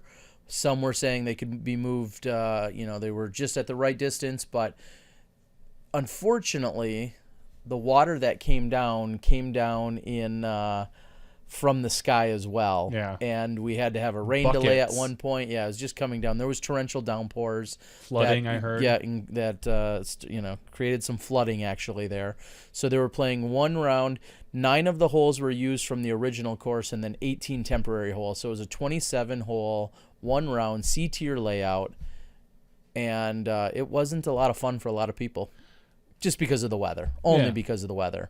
No, so there was I a agree. rain delay, a lightning delay, all that stuff. We called everyone in, then we had to send everyone back out, and then it continued to rain, and then we started fighting darkness because we had started originally at 2 o'clock, and it was a long day. It was a very, very long day, but some people did get to see the course that they will see during the finals at the Ledgestone Insurance event, and for the most part, super positive reviews. None of those people are going to see that finals course. Okay, very few of those They'll be able to people. look at it, but they probably won't be able to see it. And Nate worded it best during the players' meeting. Sure. He said, don't get too upset or too discouraged. This 18-hole layout is designed for 1,000-rated players. Yeah, and the people that are there, there were so many other good events going on this week that you weren't going to get. And most of those pros aren't going to come to a warm-up event. So most of the top pros are going to come into a warm-up event. So, you can't, as a 950 to a 980 player even, complain about the difficulty. It'd be like going out to the St. Jude course and as a rec player. As a rec saying, player. oh, this isn't working for me. This isn't fun. Well, it wasn't meant for you. No. And there ended up being about 42 people that had signed up. It was not quite a record for me, but I want to say 8 to 10 had DNF'd simply because of the conditions. It was a one-round C-tier that took forever because of the weather and because of the play. And a lot of people just had enough, and I don't blame a single one of them. No, I probably should would have have left too. Yeah. They should have. And I know you didn't respond, or at least I didn't see it, to my comment, but I want to congratulate you on moving up out of state, playing the Open Division when you leave Wisconsin. I'll tell you this, which is kind of funny. Giving you a hard time. Jim Trotter of Trotter Boxes there was 3 advanced players. Yeah. And there was, I think, 15 open players. And rather than there being 16 open players and then screwing up 5-sums, Yeah. and because there was only 3 advanced players, I would have made it obviously a 4-some. He was strongly encouraging me to go play advanced this weekend. And I had no part of that. That wasn't I know. on my agenda at all. And I don't know. I shouldn't be insulted because I am advanced rated. Anyway, I was also then rated significantly higher than the 3 that were registered. Yeah. So I would have felt bad had I played well. Sure. I would have felt bad had I played well. No, it makes total sense. But anyway, I was strongly encouraged to play the advanced division, and I did not do that. So, pretty crazy. All right. I am going to now make a big announcement about something incredibly exciting. Do I know? You've heard pieces of it, of possibilities of it. Hold on. You better get ready. Let me sit Sit back. I have been in talks for quite some time now. Nike. with Coca-Cola. No, you didn't mention PepsiCo with Mountain Dew. No. I've been in talks for quite some Jenny time. Craig. I'm sorry. George Foreman's more my man, all right? Okay. Go ahead. With Doug Bierkes Okay. of the Rocky Mountain Women's Disc Golf Championships. Oh, yeah, that's right. You were telling me a little bit about this. And because of some help with Doug, and because of also some help with Steve Dodge over at Vibram, it looks as if I will be out there filming and bringing coverage to you from the event at the Rocky Mountain that's a lot of letters. Rocky Mountain Women's Disc Golf Championships. Sure. Taking place in like 10 days. That's awesome. So you're flying out there. You're going to do, this is not going to be live coverage. This will not be SmashBox. This will be the disc golf guy doing Video blogging, round coverage for the women of some extent. Yep. Specifically for the women's event, which is phenomenal because Only women. There is not enough of that, as we've all said, and as everyone on the, almost every woman has said, cover more women. Mm-hmm. So hopefully they don't sound like that. No, so that's pretty cool. It's very exciting. I will be flying out there on Friday morning. I want to say it's the 19th. Flying out there Friday. I'll be out there Friday, Saturday, and then leaving on Sunday night, and which is Father's Day. I'll be leaving on Sunday night and coming back home for about 36 hours before we turn around and then head out to the Maple Hill Open. Yeah. So it's going to make for a pretty intense, 10 out of 11 days being gone again. However, I'm just super stoked. I've talked to Doug now a handful of times.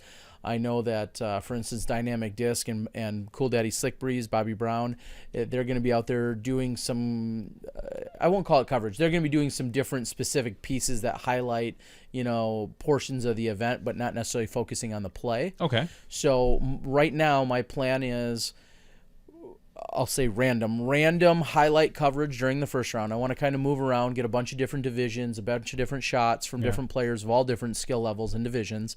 And then I believe that will transition into probably shot-by-shot coverage, hole-by-hole coverage on Saturday afternoon's round, and then also hole-by-hole coverage on Sunday's final round. All right. So that's my plan. And I'm super stoked about it. I'm excited. I know a lot of our top women competitors. I know how good they are. I know that they throw a disc better than most men out there. And that they deserve to be covered.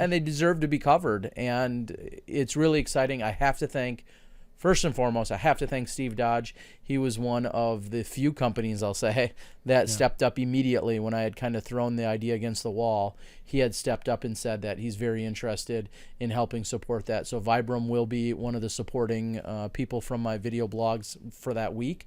And I'd like to throw out an offer or come up with a plan or something of that nature. I'd like to set up some kind of support or donation mechanism so that if people are willing or wanting to support this effort of me going out there, which is costly, that at maybe a certain level you get some kind of kickback in return if you want it. Like donate $50 and you'll get a disc or a shirt or something like that. I'm open to ideas. I'm going to get it all set up and get it announced. Yes, I've got support from Vibram, but that's not going to cover my trip. I guess that's what I'm trying to say. Swipe left for Terry? Swipe left for the DG guy? No, I think you want to swipe right because left means get rid of them, I think. I don't know. I'm not a Tinder guy. DG Mike is very much. Find find his profile. If we can bomb DG Mike's profile, I don't know if you can put. I've never been on. I take it back. I messed around with Scotty Bertard's Tinder profile years ago. But if you can leave comments and stuff, leave them on DG Mike's Tinder. Yeah. So sign in, even if you're married, whatever, just sign in. Give him some good reviews. Anyway, so some answers out on the board questions is that it's going to be at a temp course at Purple Park in Superior, Colorado. That is for everyone to know. I saw a few pictures of it, I believe, online, and it looks like just this amazing piece of property. I know that there is a caddy for every single woman that's currently signed up. I heard that. The caddies actually pay in to be a caddy for the weekend. I know that they've either raffled off or donated off all the baskets that get used for the event, which is pretty amazing. That was part of the fundraising effort that I know Doug and others have worked with, so that's a really cool component of it. There's just so many things that go into this event, and I've also been told that it's only realistic to run this event every other year because of the monumental effort that's been put in. So I'm super excited to bring it to you guys. I do need a little bit more help and support. Again, Vibram was huge in stepping up and saying that they'd support in some capacity. But if you really want to support women's disc golf and women's disc golf coverage, I'll get a few links put out there so that everyone, anything you could do would be great, cool. so that we can make this happen. And if this is successful, well, it might be a little light shed on some other things that I can work with and help get it out there. So I do plan to bring back the live commentary. I think that was asked on the board. I know I've been kind of dabbling around with few different formats for the last few events. At this event, I'll have live commentary. I'm also going to have interviews with the players and probably some, a little bit more insightful pieces, and then probably some of the extracurriculars. I know how this event and some of our other events like to go out and have a good time, so I'd like to bring you some of the extra things that go on outside of the event as well. So yeah, super excited. So thank you, Doug. Thank you to the entire staff over at the Rocky Mountain Women's Disc Golf Championships. I know that you guys have been working tirelessly on putting on this amazing event, and the fact that I can have just a tiny little part in getting it out to the rest of the world is really exciting to me. So that's the plan. Anything we got on the board that people should be talking about or know about? I haven't seen anything. I've been peeking around. Someone had said that Feldberg shot like a 988 rated round at wherever he was at. We mentioned the tournament before, but then came back. Telecom? Yep, then came back with the course record. Okay. Well, that's what good people can do sometimes. Bounce back like that. Yeah. They don't get into a funk and kind of just toss in the towel. Yeah. So that's pretty impressive. Yeah, and then, as you said, I think you finished second to Sexton at that event. So you can be down, but you're never out kind of thing. And that's how it works. And he was, if I recall, he was only second to Sexton by a single stroke. So something like that. Yeah, I'm going to make that up and say that he was. Okay. Because that makes the story better. So other than that, no, I've seen a couple things out on Facebook that has gotten a lot of push. I'm going to show a picture here. Okay, you do that. I'm going to hold on. Some stuff off camera. All right, hold on. Let me show this. So here's a picture of a Charlotte area disc golf, as it's called, Charlotte disc golf hole, up on a spiral staircase. And there was some discussion about, I think this might be a Harold Duvall design, is what someone put on here. Harold Duvall design in of East at Camp Cannon Disc Golf Adventures. Please note this when you share, and thanks. And it kind of brought up a couple questions. Well, one, is this a legitimate hole, or is this more kind of like it'll never be used for an event. It's kind of just you put it there for fun. It's an interesting shot. but would we ever see anything like this at a PDGA sanctioned event? And Now clarify. Did you describe exactly I'm showing where it. this basket is? Well, for those that are I'm listening. sorry. For those that are listening, I did say it's like basically you take a spiral staircase, Up put it- approximately 10 to 12 feet. Yep. put it in the middle of the woods, and then put the basket at the top. So it's got to be at least 10 feet straight up in the air. Probably the bottom of the basket is my guess. Yeah, at least that. What are your thoughts on this? Well, certainly, and as the board has even said, it takes elevated baskets to a new height. Ha ha ha ha. I wasn't even going for the pun, but it does take the whole idea of an elevated basket. We see it at the Memorial, one of the largest events of the year. We see it at the USDGC. Another Harold Duvall USDGC. At the USDGC, holes 9 and 10 have been elevated forever, for, we'll say, a lot of years. Now it's a little bit more moderate in terms of their elevation, but 9 and 10 at the Winthrop Gold Course are certainly elevated on purpose. Yep. Does it become gimmicky? Yes. Does it become? Does it look? Are you at all worried about the play component or just the sheer aesthetics of it? Me personally, Yeah. play component. Okay. Number 1, aesthetics. Number 2. Here's where I would brush off that. If this was a course where every hole had something crazy, almost like just like kind of like a crazy circus, kind of maybe one hole is in the ground, like 4 feet. Maybe one hole is you've got a windmill in front of it, quite literally. Yep. I think you could have kind of a cool, fun course that way. Other than that, I think you're just asking for trouble. I mean, like someone says, I agree. If you want something like that, build a mound under it, or as here in Wisconsin, a pyramid, as we have. Even that, I'm not the biggest fan of, particularly the pyramid. Just the fact that here in Wisconsin, we have a course with a big pyramid on it. I like the idea. I think the pyramid itself is the risers are a little too thin for walking on. I have to turn my feet sideways. I got big feet. And if there's even an ounce of rain, it's slick and it's dangerous. Okay. So it's less dangerous for the spiral staircase. But what happens when you park that hole? You throw it, you park it. Then what? Do you like set it on a stair, take a stroke, walk up the stair, then drop it in? Sure. For your 3? I literally was kind of thinking that. Well, I think that's where some of the strategy comes into play. Is these are the elevated baskets. If they're extreme, the perfect shot is not at the base of the of the pin. I mean, this is really no different than if you look at the basket at Rennie Gold, hole 2. Yeah. Which is, well, it's mounted higher, and then it's got literally like, a steep drop off directly behind it. Sure. Is that any different? Having a steep drop off,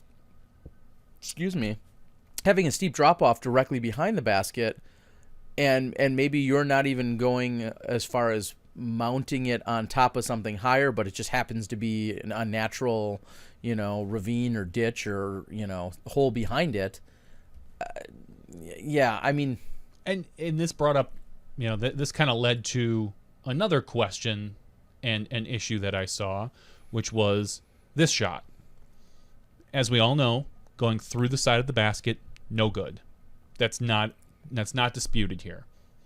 Real quick, what you're showing on the screen here is a disc that is wedged into the side of a basket. Yep. Okay. And this is all kind of one big... it's leading up to one big thing I'm kind of getting at. So this is no good. Yet if it's... Imagine this was shot, this particular shot, which is wedged into the side, had come in from the inside and wedged in. Like a big Spike Heiser shot. No one knows for sure. Correct. It's considered good. Correct. Because you can't tell. Now, look at Nate's putt from at De La, where it hit laid off to the side. No good. Right? Mm-hmm. What if it laid to the inside? Good? I believe so. What's the difference? One's outside the basket, one's inside? Like, And then it kind of brings up the bigger question: should there be a standard for baskets, like a spec, a legitimate, true spec, not a range that has something so this can't happen, so the cage is tighter with the cord, with the cables, so to speak, the wiring between, a height from the bottom of the basket to a ground point, band versus no band, X chain versus no X chain, sliders versus no sliders. I mean, getting down to a legitimate, to the T spec of a basket that everybody can abide by with no variation. Is that something that you think would help the sport? Would that make it more legitimate? Because you don't see, and I know it might be a bad analogy, you don't see different sized holes in golf.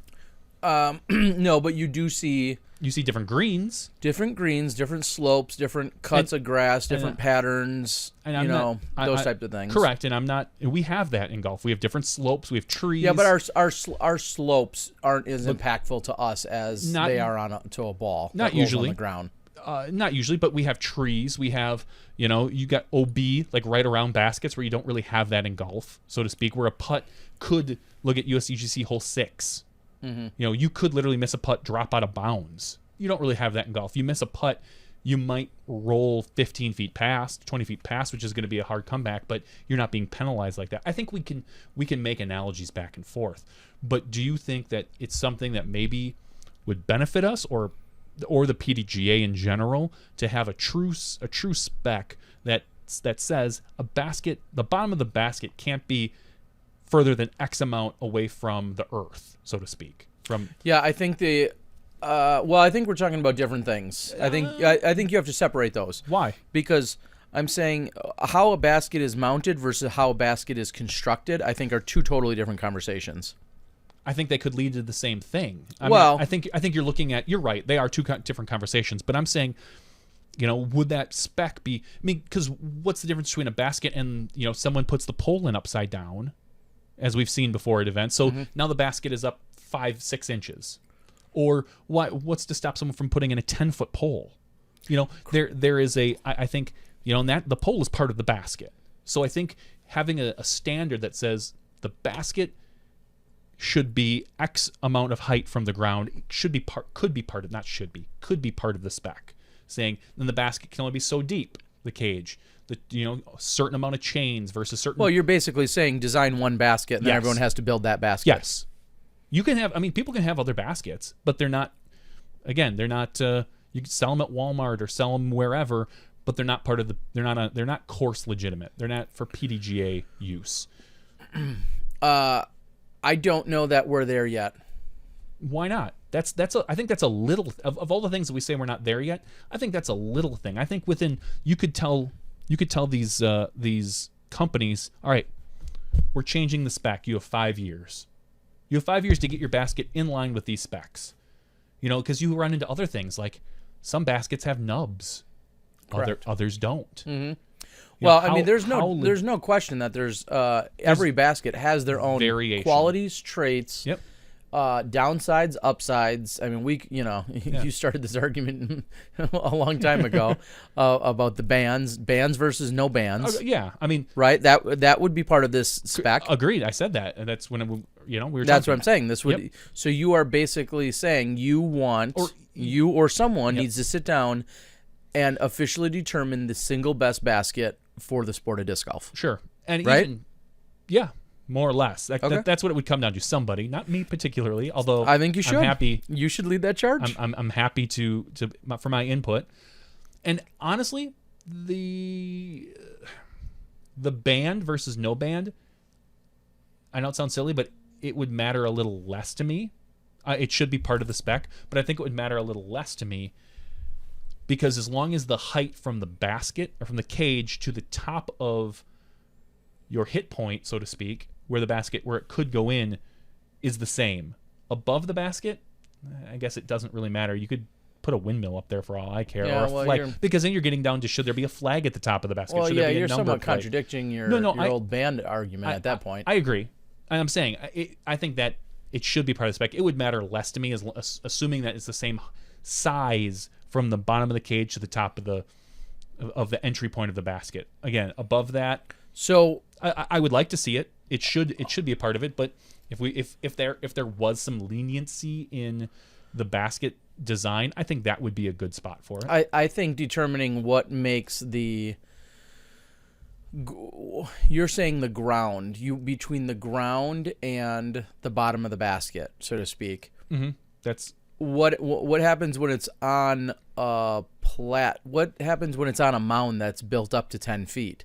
So instead of your first picture where you showed it on top of a stairwell, you measure, and there was literally a mound that Sure. brought you up to that point, and it was mounted on top of that mound, that mound was constructed Sure. so it was a prettier version of that stairwell. You measure it from the pole to where the pole is mounted. Pretty simple. Okay. I mean, I'm just saying if that's the argument, that's the solution. I'm not. I'll say this: I'm not for or against this. I like a lot of variation in some of the stuff, but I'm asking the question: should there be some consistency? Should there be? And someone said, "Oh, there's so many courses in the ground, blah blah blah." You're right, which is why you start in 5 years and you say, maybe it takes our sport 15 to 20 years to convert all these baskets. Because how long does the average basket last? 10, 12, 15 years? 15, 20 years. So depending on which company I want to rip on or not. Yeah, yeah. You start a spec in the next 5 years. Within 20 years, hopefully, most of these courses have washed out their baskets. It's nothing that we're going to do overnight. I'm not silly that way. Let's clarify. You do not believe, and there's a couple of courses that have them across the country and internationally, you do not believe in the basket that is literally mounted in the ground then? Like it's like the cage itself or the basket itself is on the ground? Yeah. No. You don't like that? I don't personally, no. I think there should be a pole. There should be some height to it. What that height is for someone to be determined. So. Okay. So I'm just, again, it kind of, this discussion I got in with the disc wedging in, you wouldn't have that if all the poles were tighter. That I agree with. You wouldn't have that. So have that scooted in, and clearly they do this for cost savings. You add less metal to the basket. It's probably saving you a couple bucks per basket to have less of those. And in the long run, when you make 100,000 baskets, that adds up. Should there be tighter? Should the spec? Should every company abide by that? I'm not. I'll say this: I am for it. I would love to see it. I don't necessarily think it's the next step in disc golf that we need to make, but it would be a kind of a nice thing to have, because I do think it kind of looks a little crazy when one day you're shooting at disc catchers, and the next week someone tunes in and then we're shooting at Innova baskets, versus chain stars versus. So which companies do you think should just close up shop and go out of business then? I didn't say any of them. Like I said, that's why you throw 5 years out there. You say, hey guys, get your basket in spec. So if you want this to be part of, again, they don't have to. They can continue to sell their baskets, but the courses that don't have these baskets cannot be PDGA sanctioned. That's the way I would look at it. You set a time period within 10 years. In 5 years, you put the spec out. In 10 years, you put the. You're determining how many chains are on this basket too, I assume. Yes, yeah, chains and the configuration of the chains. Do you have the X? Do you have the X chain? Do you have And there's patents and things that we need to think about, and there's all this stuff. And I'm not saying it's easy. I'm not saying it's something we need to attack right now. It's fodder. Yeah, I understand where you're coming from. I just don't. I don't think it's practical, and B, I think there's bigger problems. Oh, there are definitely bigger problems. What do you think is a bigger problem? Inconsistent tees or inconsistent baskets? Tees. Tees are more. Are they more important or less important? That's a great question.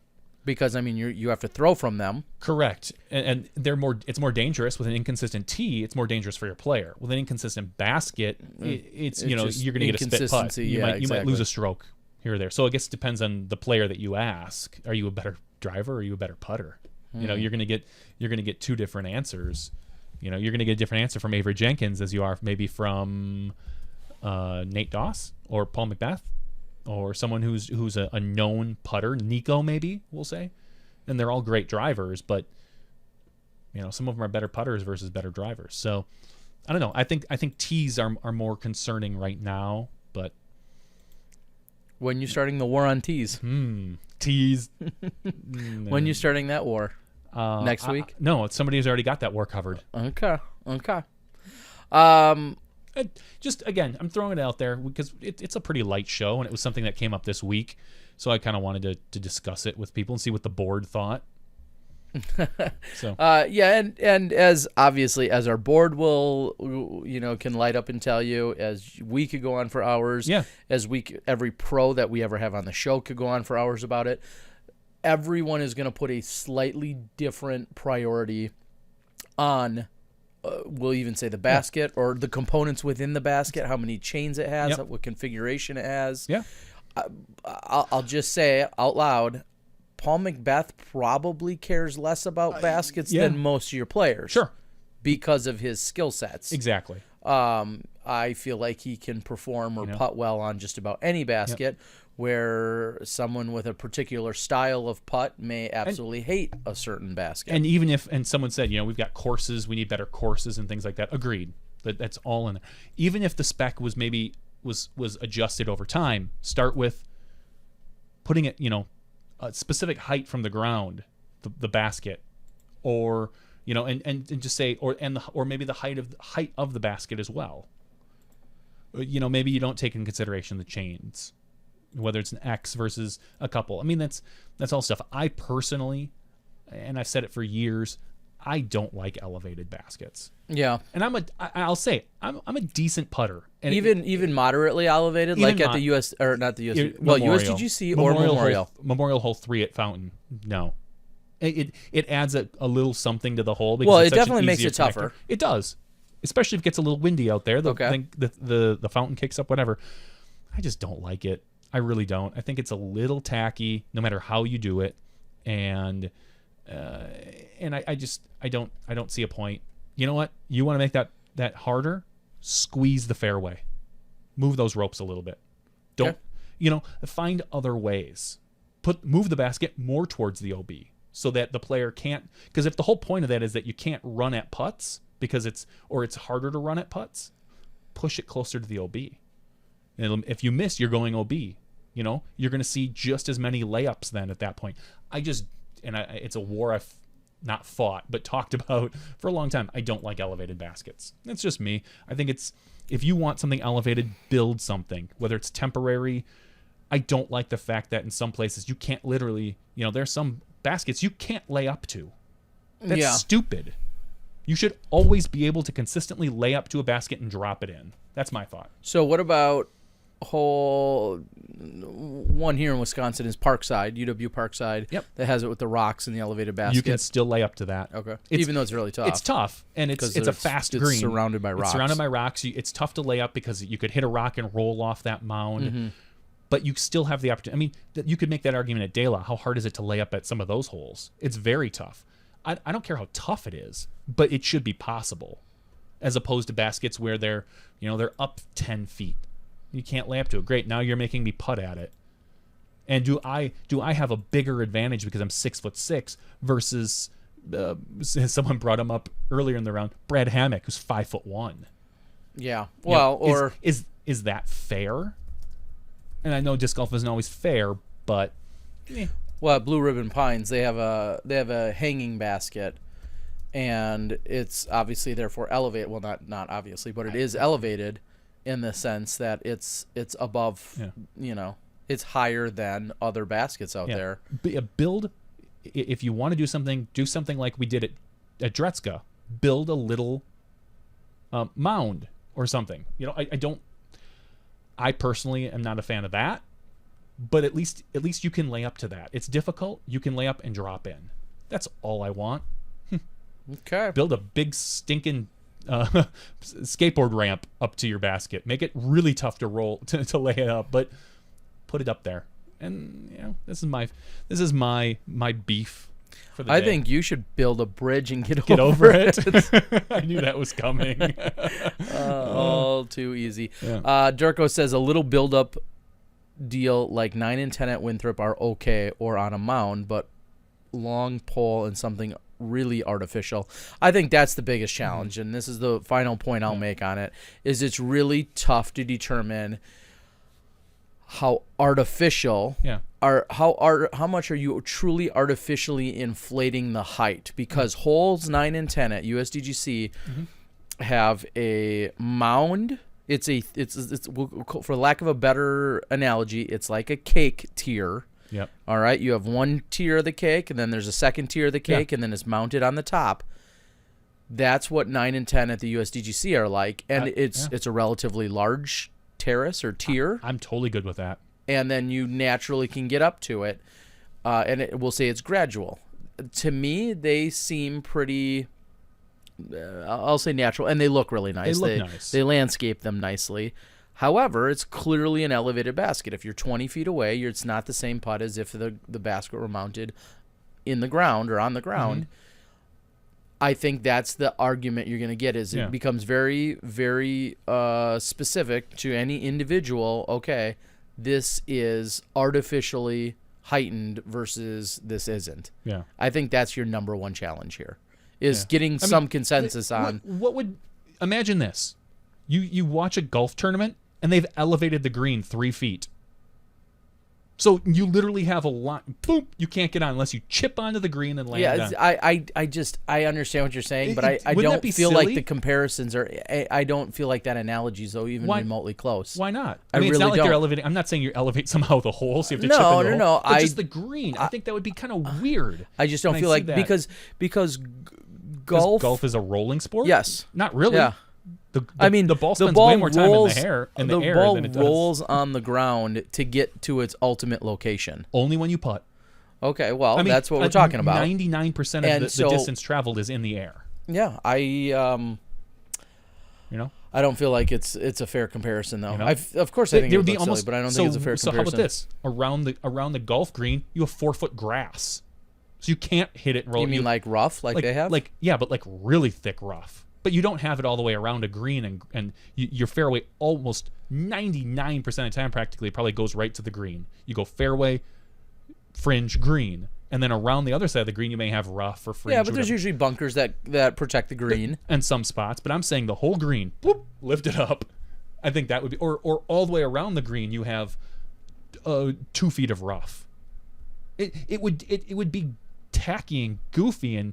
It would be silly. I don't know. I'm not. First of all, I'm not enough of a golf expert. Nor am I. We Mills need left, Steve Mills. so Yeah, he we need left Steve to Mills go for have this. fiance. Secondly, I still don't feel like those are fair comparisons. I'd have to think of some different analogies, but I don't feel like a direct comparison to golf in this case is a fair comparison. Yeah. I'd have to think about some of those. Gary Greason has chimed in, says he's late. I'm glad you're here, Gary. We are glad you're here. And yet Disc Golf Nerd thinks that more courses should have buried baskets. I've only seen one, and it looks fun, he says. That would be kind of cool to have a buried basket right after your 15-foot elevated basket.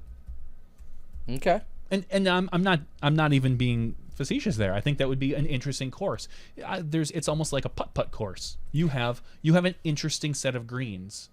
Because a hanging basket, the other thing I don't like about hanging basket is If it moves. if it moves on a windy day. How fair is that? Yeah. One guy has to deal with a swaying basket, the next guy doesn't. I think. And then do you have the right to walk up and hold the basket so it doesn't sway, and then walk back and putt it in? Or more so when you're done putting on it. Yeah, you give it a good spin you and give walk it a away. good spin and yeah. So, good luck with that one. Yeah, I don't know the legalities of that because technically it's in front of your lie. It's a basket, and are you allowed to stop the basket from spinning? I don't know. These are things that aren't in the rules because they're stupid. So I'm feverishly looking here for. how about a basket on a spring? So it just vibrates back and forth. I mean, I think we all know that nobody is trying to come out with ideas Really? that are 100% gimmicky on purpose. Really? I don't know. Are they? USDGC. There's I'll call foul on that one. It's a fantastic event, but there's 1 or 2 holes out there that are a little gimmicky. Okay. There's the bamboo shot. Okay, Now but if forcing those a were triple Mando. But if those were trees, nobody would say a word. Baloney. because you can still go over the top. Now you're not even allowed to go over the top. You have to hit the triple Mando. Okay, no, fair enough. Again, I think you should put a Mando in because of safety reasons, not because I want to make the course harder. It's again that sometimes hole 17, depending on what the rules are that year, can be a little gimmicky. But for the most part, that course and is phenomenal.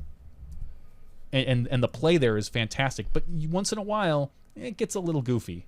No, I mean, somebody could make a good argument for some of the things that they don't like there. And here's, now that I finally have found it, Heiser Knott's disc golf course in Potsdam, Germany. Yep. And Avery Jenkins has posted this, Yeah, which I saw is what Avery made me post that months ago or something. which is what made me think of it.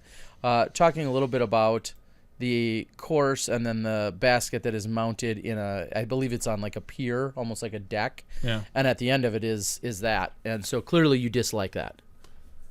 Because that basket, which is mounted in the ground. It's actually mounted in a deck. It's mounted in a deck, but when you're throwing at it, literally the basket itself is below your feet. Yeah, I think that's kind of goofy. Okay. I mean, just to clarify. Yeah, I do. I think it's a goofy. Is it unique? Sure. But I don't necessarily think it should be in a PDGA. You know, where do you draw the line? Could that deck be up another 6 inches? And the basket, so now you've literally made the target smaller.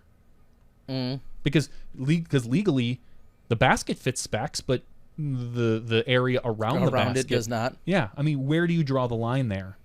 Well, could someone make the same argument and say, well, I don't think there should be a single tree within 5 feet of the pin? Yeah, you could make that argument.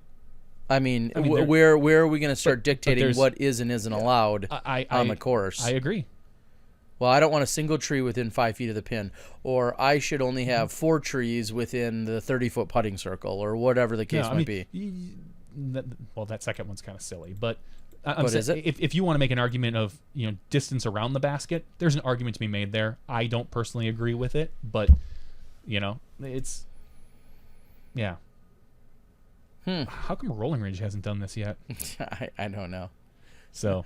What do you feel about throwing out of a cave with a regulated with a waterfall? Regulated waterfall. I'll be curious to see how it's accomplished. Well, by everything else you just said, I don't like it. Okay, that's what I was confirming. I think, and sorry for the guys that listen, because I know some of them are fans of ours, but it's artificial. Okay. Do you, at least there. You're constricting the shot. Like, you're not interfering with it. You might be constricting it, but you're not interfering with it. It's a little different on the drive than it is a putt versus the basket. You're not changing the target space of the basket itself. The drive. You could say, what's the difference between putting parallel trees in front of you, just shooting out of a woods? I mean, it's at least an argument. I don't personally like it. It'll be an interesting thing to see. I can't wait to see how they accomplish it and do it. But I don't love it, especially on like a 900-foot hole. Yeah. Where now you, with OB all to your right, you're now forcing someone who can't. That used to be a really fun hole to watch people bomb on. Now they're going to probably be eliminating that depending on how it's done. So, good and bad things about that. So. Well, we'll see what happens. An interesting Mando I played this weekend. Dictated that people played down a fairway a certain way, and I don't feel that that's really any different than what you said about other. I mean, again, mandatories are to try and. Well, it depends. Play down the fairway a certain way, like you have to throw a forehand. No. I mean, they weren't dictating that certainly, but they were dictating that you couldn't. Could you? Throw a forehand? No, not you personally. No, but what do you mean? We've seen. I suppose with an X tier, you could force people to throw forehand. I don't know that you could. We do it at the pickle. You have to throw left-handed out of the OB circles. Yeah, opposite-handed. It's a fun little event for the others. The pickle. It's a traditional event in Wisconsin that I think this year maybe less so than previous years. They didn't do it this year. Yeah, we haven't played in a couple of years. That they used to put like these 8 to 10 foot circles that if you landed in, you had to throw opposite hand without a penalty. Mm-hmm. And usually, I mean, it's a pretty simple course. It was created 20 plus years ago, old plastic, midnight flyer type stuff. So they did it to kind of mess with things. And I've got no problem with that as an X tier. I mean, it was a fun event for its thing. It'd be like having a 150 class or a 110 class event, but you know, so it's something like that. I don't mind. I wouldn't. You can't take that event seriously when it's like that. You can't take an event seriously. I did. Well, Super serious. super serious. Anyway, all right. I think we've covered most of everything that we need to for tonight. We'd like to, of course, thank Paul for joining us tonight. It was somewhat last moment. Next week, what's going on next week? So this weekend is Beaver State Fling. The following weekend will be the Rocky Mountain Women, so I'll probably discuss that a little bit more in terms of some of the preview action or things that I know about it. It is a sold-out event. I think it's 120 women right now. There's a cut to Sunday's action, and like I said, I'll be covering miscellaneous things from Saturday, then Saturday afternoon's full round and Sunday's full round. Don't expect those to get posted instantly. There won't be enough time. Yeah. But, excuse me, I definitely want to get those edited together and put up before all the Vibram or the Maple Hill Madness sets in. So know that that's going to be coming. Do we got anything else we need to add? Do we see AJ Risley as... he's on. I asked him if he wanted to call into the after show in about 5 or 10 minutes, and he hasn't responded yet. So we'll see. I don't know about that. Well, we would like to thank everyone that's been out there and taking in all of our SmashBoxxTV podcast. I think we'll be here same time, same place next week. Zoe says hello, as does Dana. We know that they couldn't make it. Again, we talked about that, and we look forward to getting an update from them, possibly as early as next week. There was even a conversation as to whether or not maybe we could get a Saturday night or a Sunday night update out of Zoe and or Dana if they're together. I thought that might be an interesting concept. So you might see a bonus show pop up either Saturday night or Sunday night before we get to Tuesday. That may or may not happen, but it was an idea that was tossed around. We'll have to see what everyone thinks of that. We're going to wrap it up. I think we're going to have a brief after show after that.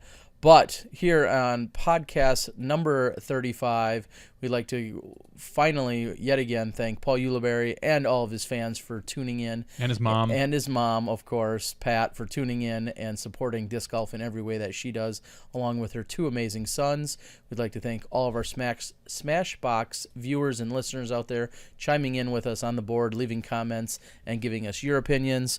And for Jonny V and myself, Terry Miller, the disc golf guy, we will catch you guys next week after the Beaver State Fling. And you should be ready then, I guess, to step inside the Smashbox.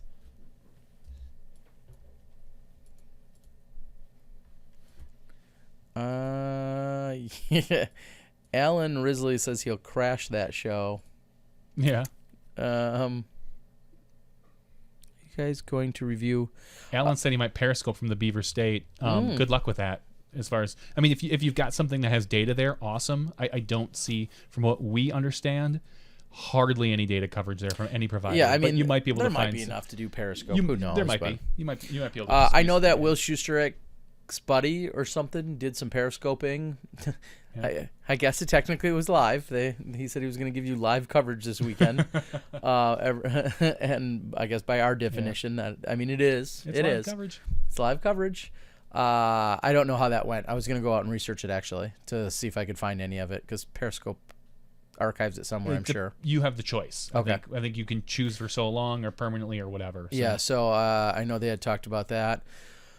Will we be at Am Worlds? More than likely not, but I guess nothing has been finalized. We will be there for the Vibram Birdie Bash Championships, which is prior to Am Worlds, the 2 days prior. Yeah. I don't know about any actual Am World stuff. That's a conversation to be had.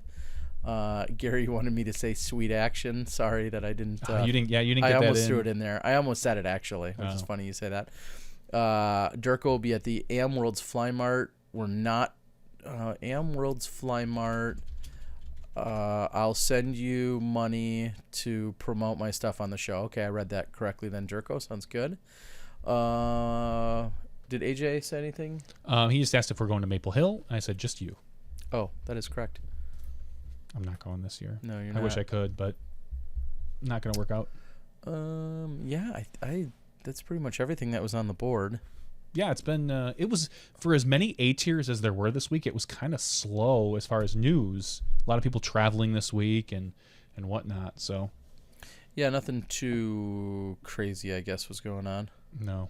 I was thinking, like, is Tuesday, not that we're going to change it, is Tuesday a bad night because of people traveling to events?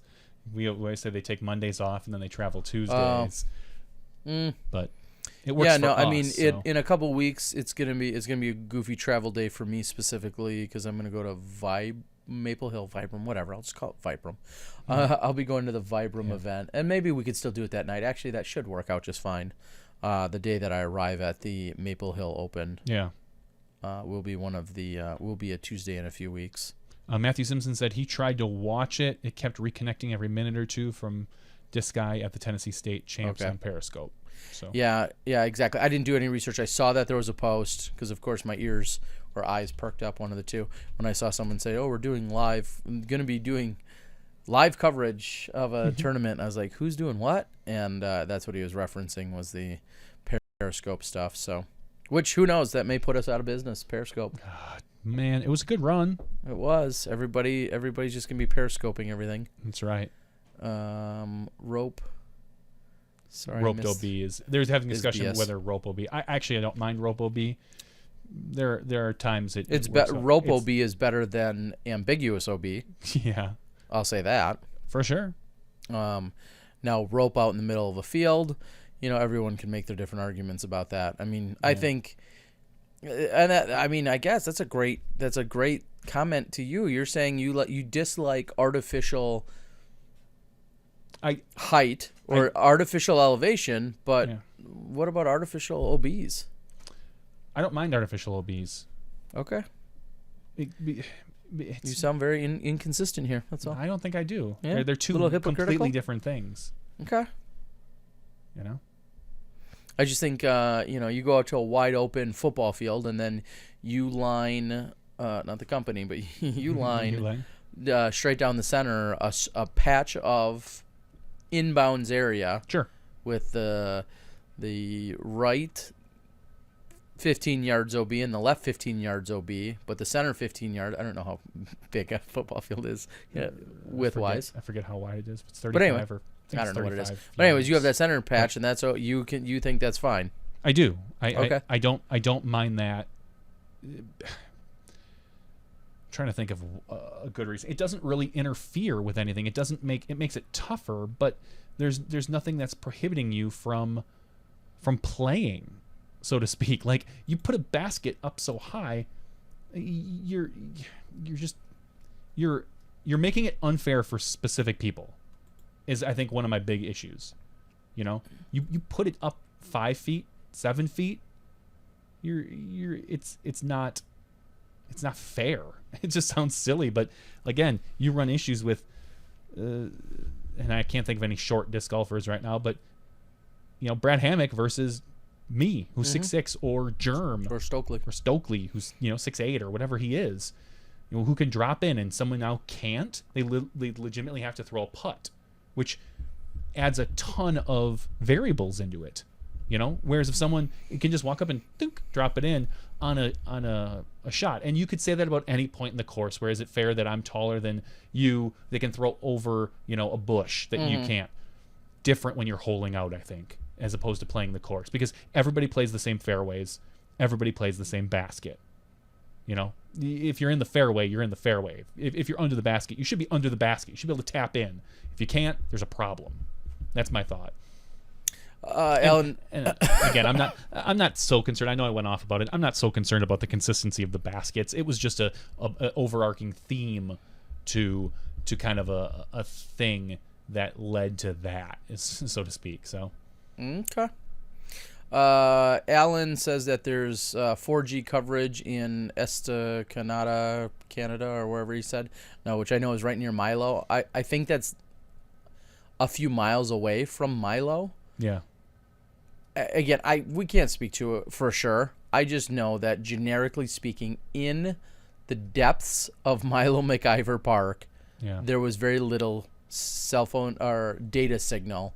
You might be able to make a phone call out of there. That doesn't mean you're necessarily going to have good data coverage out of there. 4G but versus if you 3G do versus stuff, 2G. Go for it. We'd love to see it. Somebody said that they also saw the Periscope stuff on PC footage. I may go out and watch it. I'd be curious to see how that looked in terms of the disc eye and what Will Schusterik's buddy was doing. Did we discuss Wysocki missing the Mando? We did not, because I don't know of that story. Yeah, I haven't. So if somebody wants to either call in or type out and give us the details, I'm assuming it was substantial or it was really relevant in what was going on. So if you want to let us know what it is, we'd be interested to hear it. Brad says the ambiguous OB at the USDGC is frickin' BS. Yeah, I'll add an R there. I don't think ambiguous so, Brad. maybe ambiguous is the wrong term to use, Brad, because it's not arbitrary. Arbitrary is that the word you're looking for, yeah. Brad? But I don't think it's ambiguous or arbitrary, because if you went out and played that course, it would be the easiest, most boring course in the world. Yeah, not in the world. It'd be a very easy and boring course if you played it with no OB. Correct. I don't know if we can fault them that they can't plant 10,000 trees on the property. They're making it more difficult. They're making the course and the fairways more difficult. I don't mind that. What I do mind is the bamboo hole. I know people love it. And hole 17, the hay bales. The hay bales. I'm not the biggest fan. Yeah, so you further went on to say edge of woods or edge of natural rough is cool. That's the problem, is there isn't hardly any woods out there that they other than, hole 3 hole 3 and 4. Yep. Other than that, there's hardly any woods to really contend with out there. I guess 8 has some, and that's about it. Alan, letting the grass grow for a few weeks, it's not the same, because you can. Long grass doesn't really interfere with most of those shots, unless you maybe hole 5, where you have to do a second run up. But even these days, most people are laying up their second and third shots for positioning to get over. The ropes do make it more difficult. The long grass doesn't hurt us, other than losing discs. Yeah, I totally agree. I don't think the long grass would help at all or would do much. No, it wouldn't change anything. It might affect hole 2, where people throw down rollers, but other than that. And unfortunately, the long grass on any course is just going to make it look unkept and unmanicured and not pretty too. No, I mean, well, if you had nice. Oh, you're saying long grass as OB? I don't know if he means as OB or if he just means long grass and no OB. But if you have long grass, and you might as well put ropes there then, because then it isn't ambiguous as opposed to where the long grass is. The ropes are good. If you want to make the argument that you don't like the ropes to make an artificial fairway, you can scream that at the moon. That's fine. You have a right. But I personally don't mind that.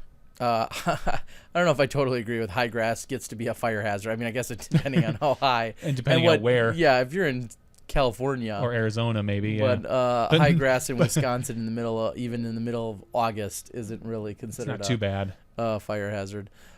Terry, sorry Ben, I know you asked a couple times. When do you plan to review the dude clothing? Will it be on one of these podcasts? Yes, I will talk about it here. Yep. I'll also talk about it in a video blog. Yep. And I believe I just received a message from Chris Finn of Dude down under Disc Evolution. He had set me up with a ton of his amazing clothing, and I just flat out haven't worn enough of it, enough to really talk about it. That's kind of how I feel about the Fossa bag. Correct. We each got the Fossa bag about a week ago. We haven't had a chance to use it, and I've kind of pulled and ripped at it a bit and dug into it, but I haven't had a true chance to put a bunch of discs in it and play around with it, which is what I'm waiting for. The short review from what I've seen so far is it's a little small. The fabric isn't as nice as some of the other bags, but I mean, it's constructed fine. It feels. I wish they kind of had some zipper pulls that came with it. But you can go out and buy those separately. Yeah, we'll get. But we'll get a nice, detailed review of the Fossa bag and the dude clothing pretty quick here. Yeah, I feel like I need to wear this clothing more. I wore actually a pair of the shorts yesterday. I got 2 pair of shorts from him. I wore one of them yesterday. I really like them. The coat that many of you or some of you saw during some of the St. Jude coverage, which you'll see more of actually now that I have a few more videos to put out. The coat was phenomenal, and I really, really like that. But yeah, I'll get more into it as we go. And he just sent me an email today, so I have to let him know that I just flat out haven't worn enough of it yet to give a good review on it. But what I have worn, I've really liked. Wysocki missed an unknown Mando to lose the Fort Stellacome Open on the last hole. Final 9. Oh, well, okay. So the question, of course, then begs is, who is it unknown to? Was it just unknown to him? Like, did he not look at the player's guide or the T sign if there was one? Who knows if there was or wasn't? That's pretty big. Yeah, that is crazy. I'd like, again, even more details than that as to, like he just said, who was it unknown to, and how was it well marked? Was it not? Was it played that way during regulation, and was it different for the final 9? Unfortunately, I don't know any of those details, so I'd have to input then. Question about the bamboo hole. We saw an ace on it. It went over the Mando and not between. Does that count? That was Nate Sexton. That was the year that Nate Sexton aced it was when you did not have to go through the middle. It wasn't a triple Mando. It was just not. It was an option to go over the top or go up the middle. Which is what, well, I don't know. I can't say the majority.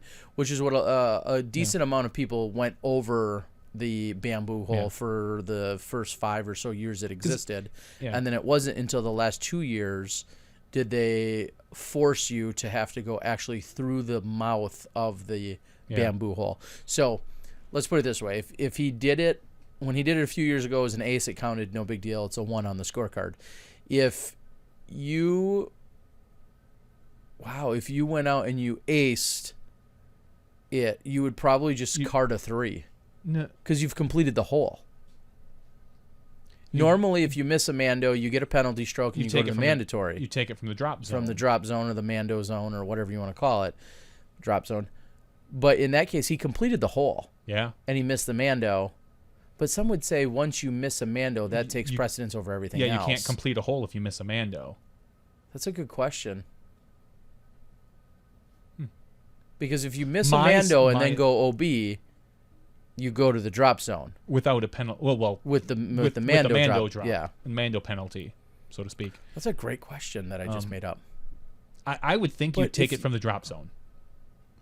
Playing for 3 then. I think because you've missed the Mando. The minute you miss the Mando and go past it, nothing else matters because you're not coming back. That's a good question. You know, we're gonna have to double check on that. I think what you just said is correct, but someone would certainly make an argument that you've completed the hole, albeit incorrectly. You completed the hole, and you get there's an argument for that. Your throw plus a 2-stroke penalty. Yeah, I don't know. Interesting. No to Mark OB Longgrass. Okay, Ricky did he have he was in the lead by 2. Ouch. Yeah, that is interesting. It's a crappy way for him to lose. Yeah, Sexton is. was probably happy. Again, well, not happy. Happy to win. Yeah. Because, no, I'll say, I mean, he wasn't happy Ricky missed the Mando. Well, maybe he was. Because, if it's Ricky's fault, you have no one to blame but Ricky. You know, and he's happy to win. If that would have happened 2 holes prior, I mean, you're never happy to see someone fail, but you're happy when the result is that you win. Hologram OB or force fields, those are definitely good ideas. We should get on that. 10 years, we'll see. Alan says he loves his bag, who are not sponsors of the show, so thank you, Alan. Just kidding. What is the tech? See it all the time. Natural OB. Again, we could argue for days about different OBs and styles of OBs and types of OBs. Yep. Long grass, sand traps. Again, we're not rolling on the ground, so I don't feel like a lot of those things are applicable. I'll say this, and I know it's not. Is there a standard for NTs and above that OB No. has to be marked with a rope? No. It should. No. Absolutely not. It is not. That No. is not a standard. If it's not clearly defined, like a sidewalk or something, then there should be some sort of rope. Like anywhere, I guess it's tough because I say anywhere it can be ambiguous, but that it could clearly be almost anywhere. It would be kind of nice. Just for things like the shoestrick, or whatever. String. No. Is the coat waterproof? I received a hoodie type sweatshirt that I believe is not waterproof, and then the coat that I did receive, I believe was completely. Let me just say, waterproof. you won't be talking about it on this podcast because they're not- I did not you get didn't one. I'd Making buy a little blog about it. DG Mike says that he'd buy dude clothing based on how cool of a dude Chris Finn is. He is a very cool gentleman from Australia. Absolutely. Missed the Mando and then threw OB on the next shot. So, ouch. Missed. Assuming he's talking about Yeah, the Waisaki. Waisaki. He was last to throw though, unmarked or unknown. I think it's bad info, and that hole was played during the actual tournament. I think that's bad info, and that hole was played during the actual tournament.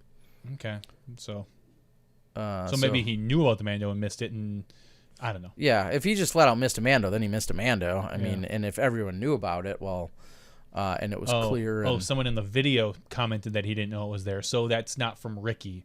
Unless it's from Ricky, I'd be curious to hear Ricky's take on it. Yeah. Because the commentator may not know what he's talking about at that moment. DG Mike says he's got more action to do on Tinder. Good luck. He's got to review his Tinder slander. Wondering if review it for Tinder slander. Not at all. I think we did you some favors, DG That's Mike. right, DG Mike. Swipe right for DG Mike. I mean, come on. You didn't play in the hole as defined, but you didn't play later. See, and Turbo Putt says, then the bamboo just becomes a tree.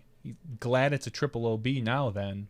Glad it's a triple. Glad it's a triple Mando now then. Yeah, I disagree, because if those were trees, you could still go over them if you really wanted to. I mean, again, it's there to make it. I don't like it. I'm fine with it. I just don't like it. Like that, if that's how they want to do it, that's how they want to do it. Seems like the board consensus on our acing after missing a Mando, at least AJ's dad, says that the first action takes precedent. So the fact that he missed the Mando. Yep. Ricky missed the Mando and then reteed. Missed OB. Mando. Yeah, that has become the forget Tinder, try Fling. Hey, there you go, DG Mike. Forget Tinder, try Fling. Gary Greason is a huge Scott Stokely fan. Letting us know that. I'm making a swipe right for DG Mike shirt. It's done. Okay, Brad. That's what we talked about during the round, is that he was going to do that. I know that Rebecca was suggesting that they definitely do that. She thinks it's a no-brainer. So. That's right. Get Rick on the show next week. We just had Ricky on the show a couple of weeks ago, 3 weeks ago, was it? Yeah, it wasn't that long ago. So we have him on the show, of course. And I'm not, if he wins Beaver State, do we? Maybe. Yeah. But we try not to, especially when Ricky's one of the top players in the world, we try not to push those boundaries too much, having guys on repeatedly. So. And I'll say this about Uli, it was good to have him on a good connection. The last time he was on, he had such an awful connection, it kept cutting out and whatever. So it was a little jerky now and again, but it was much better than the first time we had him on. Well, and what was great too is Uli was one of our very, very, very First early guests. Yeah, like second or third show. So the timing was also perfect in that it was okay to have him as a repeat. Had we just had him on 2 or 3 weeks ago, we most likely wouldn't have had him back. But it worked out really well. Just a short 33 shows later. Yeah, exactly. So it's good to have him back. He picked up his bag to walk away like he had no idea that okay. He may have forgotten that the Mando was there. Yeah, that's possible. Yeah. Yeah, we're not sure. Again, I didn't see the video. I didn't actually hear anything of it. my weekend was very, very intense with the less than awesome weather and the 2 tournaments I was part of. So I didn't hear any of those details. But I went on a pizza tour. What's I was gonna say, what's more abnormal, your pizza tour or Paige Pierce taking third? Paige Pierce taking third. Yeah. Well, she did just ironically, coincidentally, whatever you want to call it, take third a few weeks ago at the St. Jude event, but her not taking first or second, but usually first. Yeah. Yes, Jerko, I talked about it at the right around Masters Cup time. I had reached out to Climo at Masters Cup, talked to him about getting him on the show, and we absolutely are going to have him actually sooner than later, now that I think about it. That's something we agreed on and that he said he'd be more than willing to do. As we call that, that's a no-brainer. Yeah, it's a good call. We'll get on that. I have a lunch date tomorrow. That's good to hear. Good to see. Little Don Loper, one of our favorite Smashies. He is one of my favorite Smashies. And a big supporter of the show and everything that revolves around disc golf. Yep. Little lunch date. I think he's got some big ideas. I'm excited to hear them. He always does. We should I should broadcast those live. Periscope that. Maybe not. Now, does anyone know? Can anyone confirm, other than me in 2 seconds, can anyone confirm if Periscope has hit the Android market? It has. It just was released like a week ago. Oh, snap. Yeah. I think the kids still say that, right? Oh, snap. Sure. Because there's nothing more than people love than on air playing with your phone and research. That's what people love. If so, Periscope. May 26th. I'm sorry. So it was about 2 weeks ago. Periscope. Twitter brings Periscope to Android. Well, that's awfully awesome. So let's see if I can make that happen. Let's not right now, but that's fine. Oh, no. Right now is the time. Oh, I should turn on my Wi-Fi. You got great Wi-Fi here at the house. I hope that doesn't blow up our podcast. Me downloading six megs. Uploading video? Yes, it kind of will. Let's not do that. No, I didn't mean the actual Periscope. Oh, no. You downloading Periscope? No, that's not going to hurt anything. Yes, Don says big ideas. Good. I'm excited, Don. Yep, I have you on my Galaxy. He says, Matt Simpson says he has it on his Galaxy S5. Give me some quick tips, people. So Periscope works by basically, don't you say, hey, I want to go live, or I am live, or I'll be going live any minute now. It sends out a message to anyone that follows you. Twitter. Via Twitter. Because Twitter owns it. Yep. And then people just see it on their Twitter feed, and they click on it, and it shows you. Ta-da! Wow. Kind of like, so it says log in with Twitter. I guess what I want to know is there another way to log in? I don't think so. I could switch accounts. Okay, so, well, good, because I was worried I'd have to go out and claim the disc golf guy, but here I'm logging in through Periscope. I'm pretty sure the only way you can get on is via Twitter. I'm not positive on that, but I would think so. Well, this is really exciting. So immediately following the show, ladies and gentlemen, you guys will be part of my first ever Periscope broadcast. Periscope your way home. So in theory, those could be my new mini blogs. You could, yeah. If you want to do something really quick on the spot live, you could have your normal blog and then someone record it and say, hey, I ran into Don Loper here at the airport, something like that. Android app updates plus watching show on your phone, not a good combo. Okay, so I think I've officially... so is there anything else anybody wants us to talk about? Otherwise, we'll probably end the show here pretty quick. Yeah, I need to get to my Periscope. Terry needs to get Periscoping. I'm kind of excited. Yeah, I have no interest in it. I'm going to put you and the rest of SmashBoxx out of business with my new Periscoping. Ooh, nice. Okay, maybe not. So anybody get it doesn't look like it. So Keith, thank you. It was good seeing you again, buddy. Keith Vance out in Springfield, Illinois. We do appreciate all of your support. Thanks for tuning in and being out at the Soho Open. Thanks to my host Miles Parkhill and his adorable girlfriend Courtney. Thank you guys for putting up with me for a couple nights. And thanks Ledgestone. Thanks to Steve, my bus tour guy, for my pizza tour around the Your pizza city tour? city of Milwaukee. Yes. Um, Would you recommend it? Would you recommend the pizza tour? That's a good question. I mean, if someone were coming to town Yeah. for the GMO that I'm running in a few weeks, and they were here for an extra day, Yeah, because the pizza tour started at 6 o'clock, and it went until PM. about 6 o'clock p.m. It went until about 9:30. We went to 4 different pizza joints. He talked all about the history of Milwaukee as we drove around the city. Then we went to a gelato place where we had gelato, which was delicious. was that part of the tour? It was part of the tour. It was the last stop, and everything is included, other than alcohol. So, it was. I mean, it was different types of pizza. You had kind of your classic Italian pizza. You had some standard American pizza, blah blah blah. Then you had the choice between 2 different gelatos, and I got which is basically. Have you ever had gelato? Mm-hmm. I got caramel. I'm sorry, I got green apple and salted caramel, sea Okay. salt, which Yeah. together was like a caramel apple. It was pretty good. You know, they had the 2 scoops and you got to eat it. It was really good. So One of the well, first of all, League Luck says advanced at Beaver State. He's playing in it. Let's talk about it. Good luck. yeah, good luck. Are the advanced playing the same courses, just different different spots on the course? I would assume guessing they're just so. playing Milo. Yeah, instead of playing like East West They'll play East, West, East. they'll play Yeah. West East West, Sure. or vice versa. But I would assume so. I don't know if they'll play all the same tees and pins, but I'd be interested to see that if they did. 1 disc round. What's your choice? For me, probably a Comet.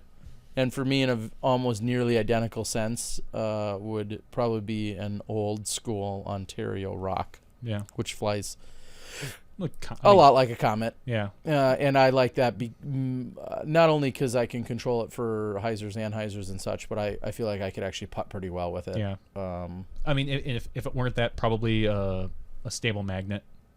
Something I can get to bend if I really need to, or throw. Just won't go as far as the Comet. So You should do a brew cycle tour next time here in Portland. Yeah.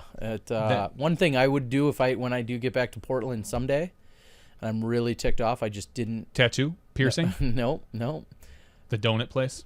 No, we were there Okay. after a long night of being out, and I didn't get anything. Pier Park, I did not get a chance to play Pier Park, which is just absolutely gorgeous by all accounts and all the pictures. But I didn't get a chance to play it during Pro Worlds. Yeah, Worlds, Pro Worlds. Local club guy in my area is designing course-specific discs with map of a disc on a. Yes, we've seen that. In fact, ironically, Matthew. So behind here, I have a disc behind this drop dome or this drop cloth In our studio. In our studio, Manitowoc had Yes. a disc with the course. At the time, it was a single course that we played. They had that stamped on the disc. Yes, and they went as far as also putting it on minis, which is equally as clever, or maybe even more so, because they were, something that you could take along with you. That didn't necessarily mean you had to have a whole disc that you may or may not throw. But a mini, they had the entire course design on the actual mini. Alan Risley says he's got some O-Rocks for sale. Yes, you do, Alan. I am taking them all from you. I appreciate that, your contribution. Skipping school tomorrow to go practice. I don't know. Playing hooky. How much money can I put on you to win advance and lose money? Are you easy to find? I don't know. The Brew Cycle Tour, I don't like beer, so that would do me no good. Yeah. I got other drinks. You can put a whole bank account on me, and if I lose, you will probably won't find me. There was a few gentlemen that had some wagers at the tournament this weekend that were pretty substantial. How good were they? They're like advanced level? They're pro level. Pro level, okay. And the wager that was placed had 8-1 odds with $100 8 strokes? 8-1 odds How do you on a certain score. Oh, okay. On a score of 14 under being shot at this second course, which was considerably easier than the first. And you It shot was at 11 Douglas. on that course. I shot 11 with a bogey. Was it the hot round? I had the second hottest round. Okay. But there was a wager placed before the round started with 8-1 odds with a $100 starting bet Okay. that someone would shoot a 14 under par. If he shot 14 under, he'd get $800. And if he didn't shoot 14 under, he lost 100. No, a particular individual person, put up okay. himself Wow. in stating this. And clearly he didn't get No, that. he did so not. He lost $100. Yeah, within a few holes, not even halfway through the round, he was like one over You're five something. holes in, you're like, oh. Yeah, he was like, I think literally he was at like one over. I was on hole 11 when that happened. I started on 3. So 8 holes in, I think he was one over. Yeah. A little off the pace of where he needed A little bit to off be. the pace. So that was a pretty funny side bet that I saw this weekend. Steven, I don't know much about beer, but you're full of it if you say we don't have real beer in Wisconsin. Yeah, we have plenty of real beer. And Wisconsin is known for its beer. Yeah, Don't give now me that if crap. you don't like you're, a Hams or a Pabst or a That's- PBR or that's fine. the Coors or the Miller Lite family or some of the Leinenkugel family, if you like Yeah. don't feel like all that's real beer, fine, but there's we have- plenty of other We beers have that plenty of craft brewery, almost probably as much as Portland. yeah, you know. all the other Don't give me that. Don't give me that. beer So nerds. here's a question. How are we legitimately considered a sport when there are Vegas odds on us? No, You don't think so? like that's a qualifier for us because there's Vegas odds on everything though. Close, but I bet you can't find Vegas odds on disc golf right now. Oh, I'm saying like I mean, not that it's a bar, but if somehow someone said, okay, I've got some books, I'm in Vegas, I'm putting, there should be odds on like two- whether or 2 not to 1 Macbeth wins Worlds. 2-1 odds on Macbeth, 3-1 on Wisaki. I don't even know how odds work very well. But Yeah. I know how they pay out, but like 2 to 3 versus. Anyway, is that like the plateau? Like, oh my God, we've made it. Is that one, or is that kind of one of those moments? I mean, if there were actual books that you could go find, I don't know. Are all those legal? In Vegas, they are. Yes. How, maybe legal wasn't the right word I was going to ask. Are all of those discoverable? Are they searchable? Can you? I mean, I believe they're you all. can They're just- usually you go- posted. I don't know if they're posted online, but they are posted at the thing. There's one of the podcasts I listen to. One of the guys who is very active in the podcast community does Vegas odds.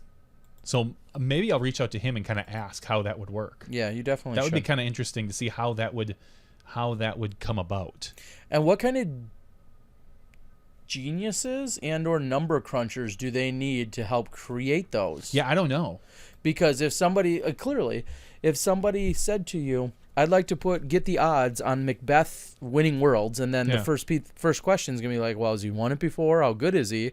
Well, he's the number 1 rated player in the world. He's won X amount of tournaments this year. For him particularly, He's won the last 3 years. For him particular, this doesn't matter, I don't think. But you run into things like, okay, it's in Pittsburgh. Does that give Steve Brinster better odds because he may know the courses better? Does he fare better for tighter courses Correct, versus? yeah. That's where that's a There's lot so of much, details and and then psychology. do you do and- it kind of like you could? I'm sure you could. You can place any bets, any prop bets, things like that.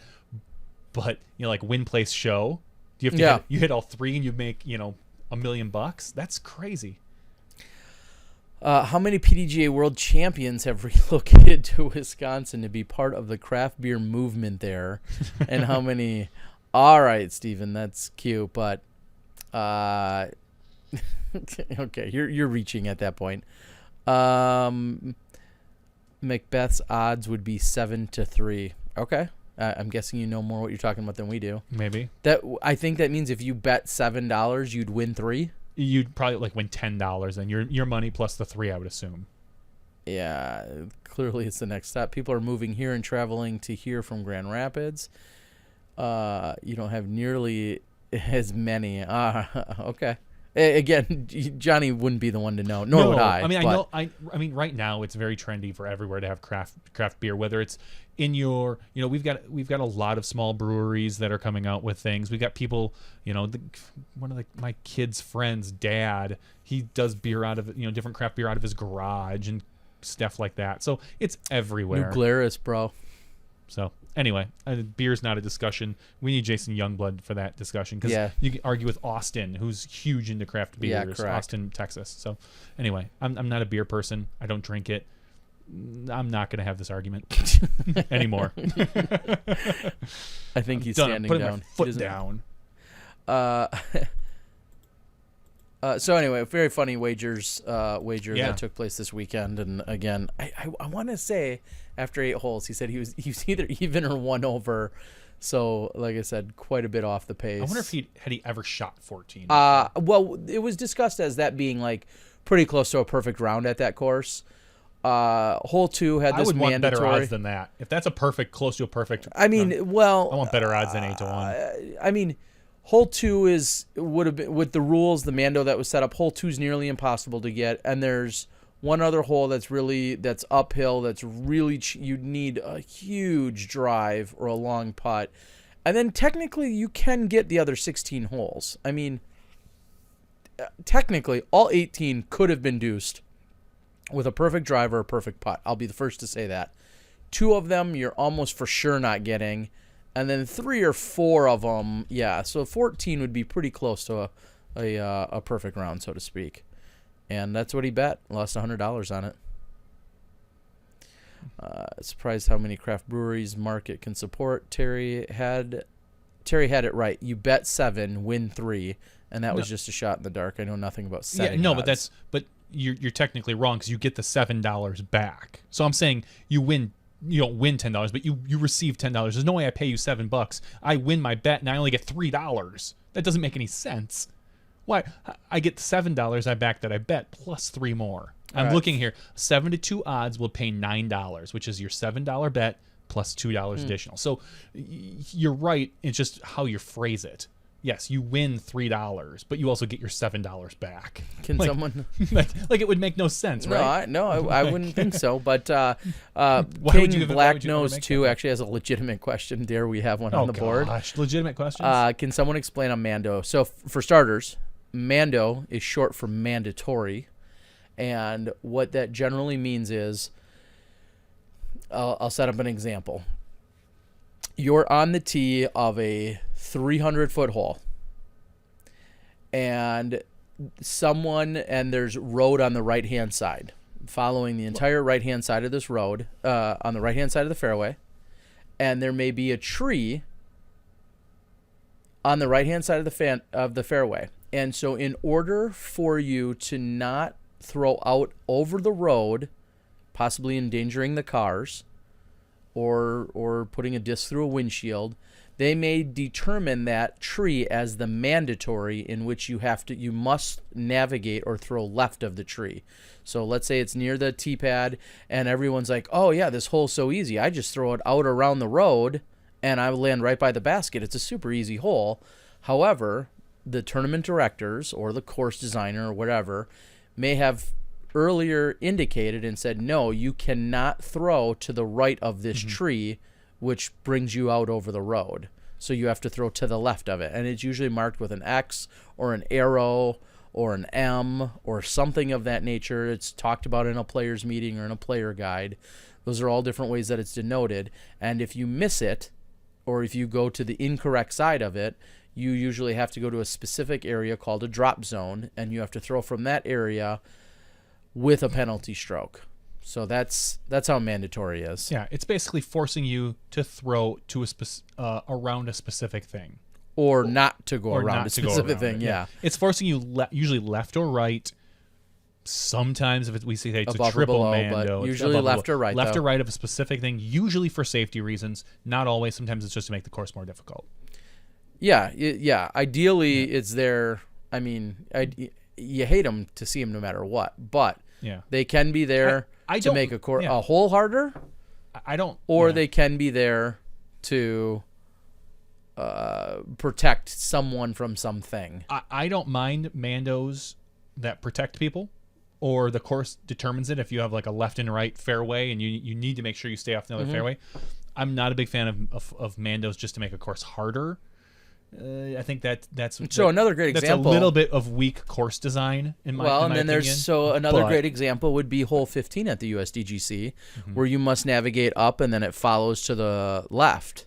trying to think. Oh, So 14's the second Coliseum hole that Yep. plays down to the postage Yeah. stamp, And- and then 15 goes up, and then and they takes a hard where left. where the big arms used to cut across, shoot for the gap. Well, Or is that the no, next you one? no, you shoot straight up. Yeah. But if you were to get caught early, you could then cut through, Mm-hmm. or attempt to cut through the backside, Sure. cutting off the corner, and they've taken away, they've taken that option away. Good night, Keith. Thanks for tapping out. Mm-hmm. Quad mandos are my Quad. favorite. See, I like where it's 3-dimensional or 4-dimensional, where I have the height, width, depth, and time, Yeah. where you need to wait or something. Uh, That joke was better in my head. yes, we'll see you for lunch tomorrow, Don Loper. There's a man after my heart. Wants to go take me to lunch. Cool. Unless you can throw one underground. King Blacknose, I like those questions. Those are good because I always think that we're sometimes talking to an echo chamber of people that just know what we're talking about. It's nice to hear people that aren't quite sure, but those are great questions. Those are questions that need to be answered. William Buckley just touches on, though, he feels like there's going to be a bubble burst for craft breweries. Yeah. There may be, but we also keep saying that about courses. Like, how many courses can we possibly put in the ground? Are we ever going to run out of land or parks to put them in? There's a difference between running out and like a bubble bursting, I think. Okay, I agree. The burst is like at some point we'll hit maximum craft breweries, and the trend will be, I could have the apple pale ale with the hint of cinnamon, or I could go and get a Reds and drink it. Yeah. Or whatever it is. Yeah, I agree. I think there's going to be a bubble burst. I think you're going to see in the next, I'll say 5 to 10 years, craft brewing Trending out a little bit. Yeah. I mean, it'll still, again, I equate it to the big thing, poker. It's still around. Some people still love it. It's just not what it was. nearly as popular as it was. So What bag do y'all use when you don't want to take your normal one on a round? I don't. Like a backup bag? Yeah, I had an old bag, but now that I got this Fasa, that might be my backup bag, because normally I have a cart. So I've got a nice ridge roller that I use that I really like. But if it's a course that wouldn't suit, I mean, maybe the Fasa is my next. Yep. My next bag. It's depending on if I like it, which it seems like I would. So otherwise, I had like just a little bitty. I found an old Wall City bag, by the way, at some point, and I got the Am Worlds bag hanging out back there, the red and white one. So I have yet to get out the Fasa bag or play any real rounds of golf. I wish I would have had it with me this weekend, because then I could have probably converted it and attempted to use it. But I play so rarely these days. I think I have an Ergo 2 bag, which I was going to work with those gentlemen on some stuff, and then they had some restructuring and whatnot. So I'm not really tied to that. I've seen a lot of people with, there's just so many bags on the market now. It's amazing, actually. I mean, obviously everything from your grip to your nutsack bags to just the Latitude bags. I see they got new colors coming out. It's phenomenal how many different bags we've seen come up. So I can't really say, but I'm excited to try out this Fasa bag as well to see how it goes. Ford Disc Golf said they did more in tournament registrations in February in all of 2014 and 2000. They're booming, which is good. San Diego has 100 breweries. Holy cow, that does sound like a lot. I'm looking right now. Milwaukee looks like, and this, I don't know how accurate this is. I think San Diego is a bigger city than Milwaukee. Yes. Yeah, it looks like we've got about 30 unique breweries. And that's probably not including the microbrews. That's Yeah. just breweries. So we got a couple homebrew stuff, and but again, not a beer guy. Don't care. Matthew Simpson says a nutsack that he won on another podcast. Don't even bring your other podcast That's some conversation to you're here. weak. All right, Matthew. Whoever these other podcasters are, I don't know them. Yeah. Have I been on their? Actually, we we probably might do. actually know them. I'm not, but hey, let's not get into that. I haven't been on their podcast, so until I am, they don't exist. Wow. Shots fired. Yeah, I didn't know you were so big time, but I guess you are. Totally. I'm gonna get big time like you someday. Then You should. Upper Park obviously has some great bags out there. I know they're supporting Greg Barsby, and have some good bags. Water. Yep, you need room for waters, seeds, your keys, phone. Yep. Yeah. Absolutely. I'd be interested to try on a grip bag, honestly, because I've never put one on my back. And I'll say that about when Which is you kinda said funny. the same thing when we first saw the Fossa bag. It looks much smaller than the grip bag, and I think the one that we have, the Tassa. I don't remember. I have to look at the tag. It is a little smaller as far as it looks like the upper compartment, but it has a ton of storage, this Fossa bag. So I want to kind of start stuffing things in there and just see if I can, if it can't carry my 5-year-old, then I don't know. So. Yeah. Again, more beer conversation would be better when we have someone like our pal Whole Five guy or even Nate Doss on here. Yeah. They know, They know far one. more than we can talk about. Exactly. 300 bags blow my mind. Bags are proving that disc golfers are not cheap. Yeah, I think you mean $300 bags. Yeah, $300 bags. I agree, and I've said that about some of yeah. the carts as well that have gotten so pricey lately. Mm-hmm.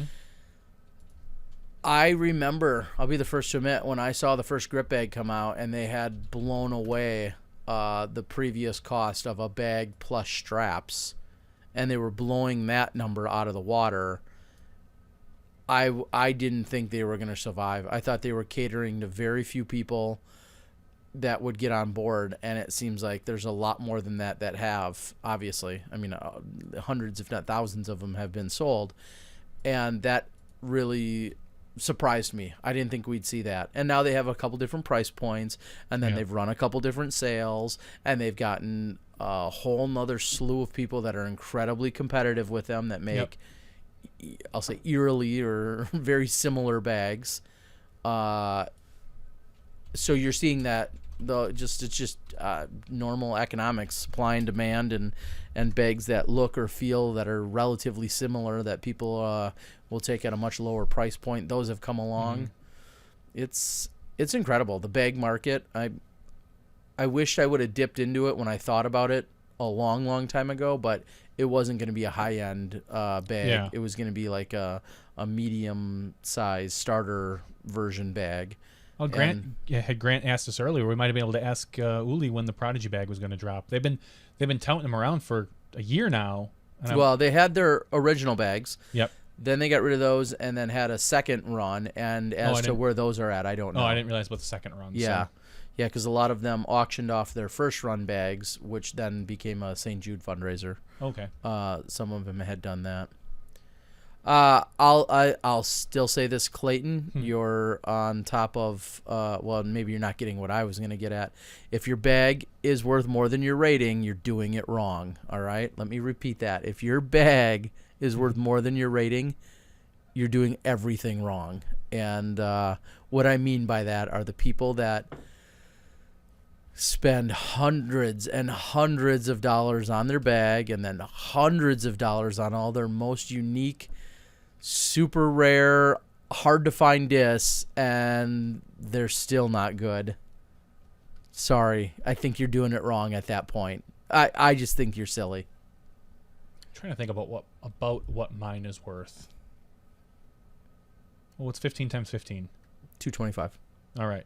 So 225 plus my cart is probably another 250. I think that's what I Yeah, something. 500. 500. Less than 500. You're rated over 500. Yeah, You're okay. I'm doing it all right. You're okay then. Because I have nothing in my bag. Well, I mean, no, I've got nothing in my bag worth any value.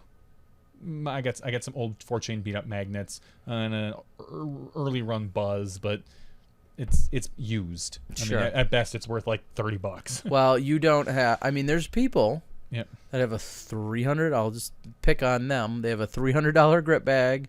Yep. And every disc in their bag they had to buy online that they think is super special that they paid $100 a piece for. Next thing you know, they have a $1,200 bag, and they are not rated 1,200. Jericho kind of has a good point. If the disc was made before you started playing, you're probably doing it wrong. If your disc was made before you started playing. So like if you started playing in 2012 and you're throwing a 2008 piece of plastic, you're probably doing it wrong. Yeah. William got I have a $65 bag and $200 worth of discs.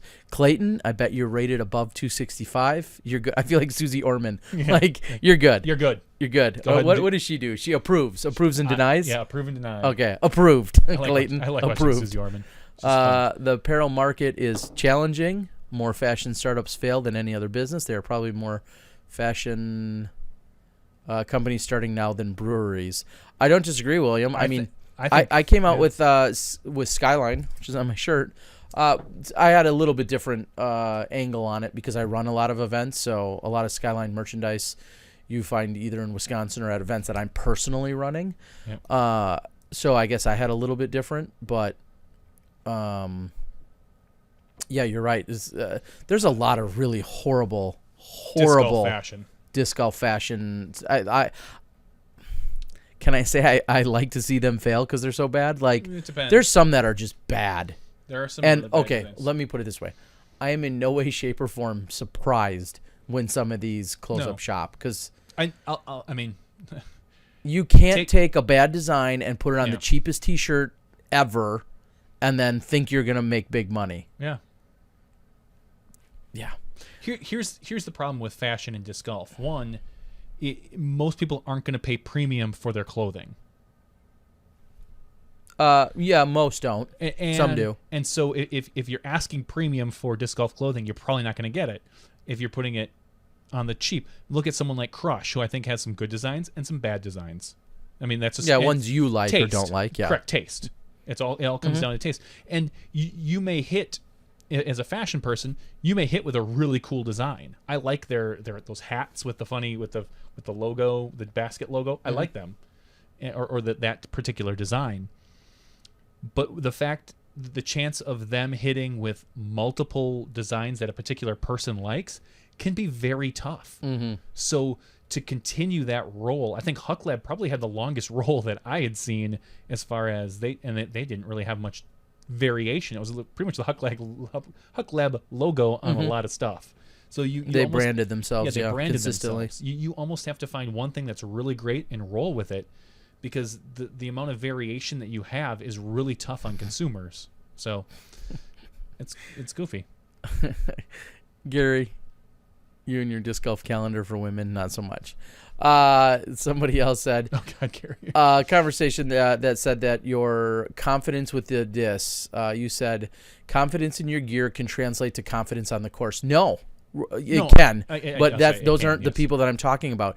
You've been playing for 6 months, or I'm going to get worked up. Oh, boy. You've been playing Terry rant. Here we go. You had a Jonny rant earlier. We're getting a Terry rant now. You've been playing for 1 year, okay? Then you go online and you see that all these top guys love throwing 11-time Firebirds. We'll go with something specific. Yep. 11-time Firebirds. They're super flat. They're the stable ones. Blah, blah, blah. Great. I'm not denying they're not.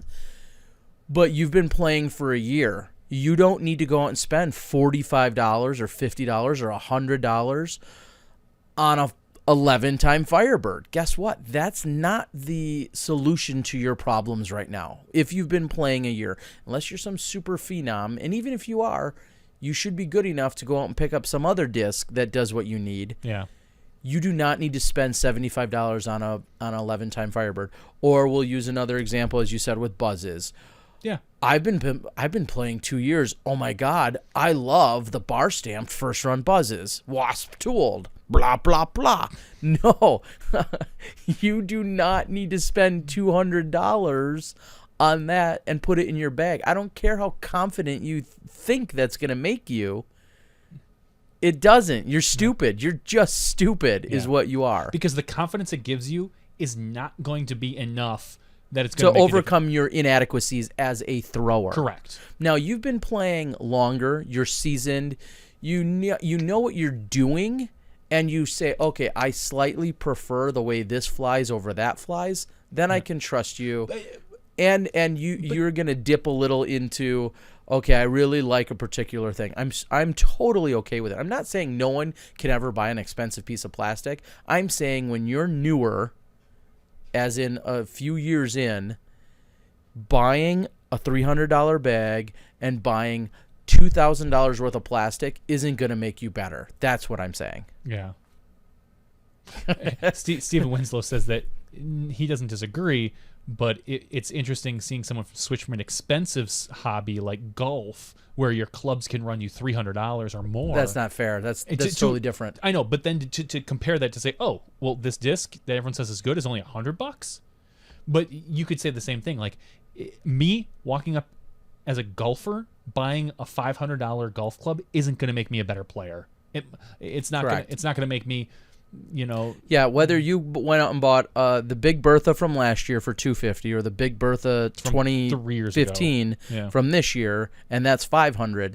You're right. That's not going to make you, and that's a pretty good analogy. It's not going to make you a better ball golfer.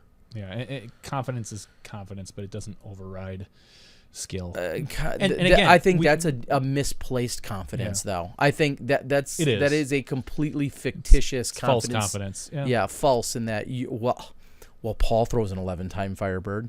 Yeah, great. And you don't throw like Paul. All right? I know. Spoiler alert. You don't throw like Paul. And the way I'll go as far as saying, like, the way Paul Macbeth throws a Rock 3 isn't like how you're going to probably throw one. Not saying it's a bad disc or you shouldn't go out and buy a stock Rock 3 for $15, but it's still not going to. That's where I struggle with always telling people what disc people are throwing, because it doesn't always translate. No, but people like to know. I know they want to know, and I'll share it with them, but it doesn't always translate. And I'll say this, the other thing, and I've been a big proponent of this for years. I've said it. If you find a disc you like and that you really like, buy 10 of them. If you can't go out and just buy 10 discs, it's probably not worth buying for you. Because do you really want to go out and spend $750 on 10 11-time Firebirds? Yeah, and yes, and Clayton, when you say people pay $70 for Firebirds, yes, people pay more than that. Yeah. Way more than that. Yeah, I mean, think about how difficult that's going to be.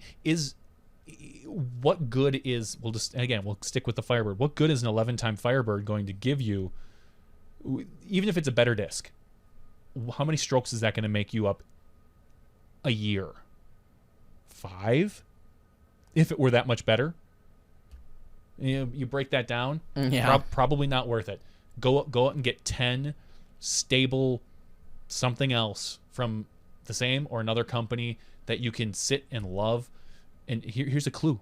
Maybe someday those will be worth a lot of money. Yeah, exactly. I mean, it's true. Why not bet on what you're getting now? That's again my philosophy. I've got a stack of I put a picture on Facebook. I have a stack of old buzzes, a couple first runs, a stack of bar stamps. I don't care, because guess what? The newer buzzes fly almost as well, and they're just going to sit in there and collect money. Well, and again, but it does somewhat again go back to just sheer skill level. Yeah. Fair or not, I'm just making up some numbers here, but if you're rated 850, you're going to have a harder time gaining a benefit by throwing, a slight variation of this disc than if you're rated 10, 20. Yep. It's harder for you to notice. Yep. Because at that point, stable is stable. Overstable is overstable. You're probably not noticing much of a difference between an 11-time Firebird and an F1. Would it be a fair analogy to say the and maybe not because of age, but would it be fair to say the kid playing Pop Warner football isn't going to notice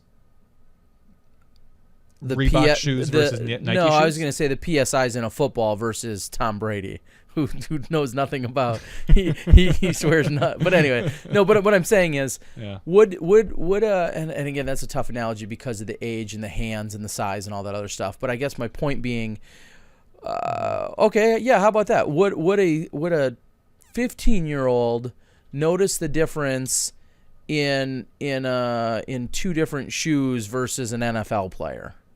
Yeah. I don't know if that's a fair analogy. I need a really good analogy that I have to think about. But Disc Golf Nerd brings it up. He's like he doesn't get expensive plastic. I don't know if he doesn't get it as a concept or he just doesn't buy it, because if you buy that as a young player, you buy that expensive plastic, you are way more worried about throwing that thing in the water. Oh yeah, and losing it, and like it might cause you to not throw it.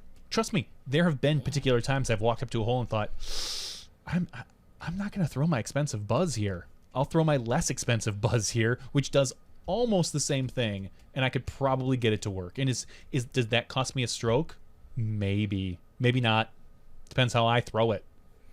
But it's the advantage of having two discs that are virtually similar or virtually the same. But still, like, yeah, I can imagine that would actually hurt you.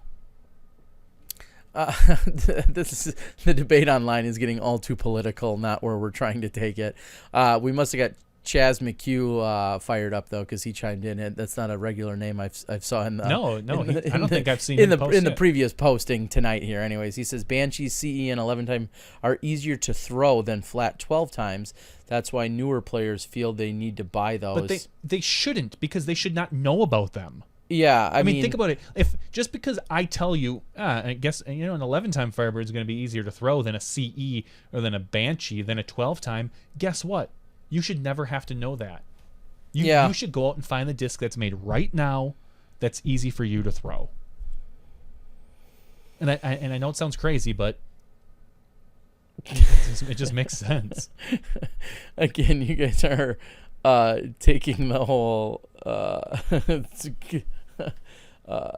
climate of the conversation in another different way than what we're even remotely discussing.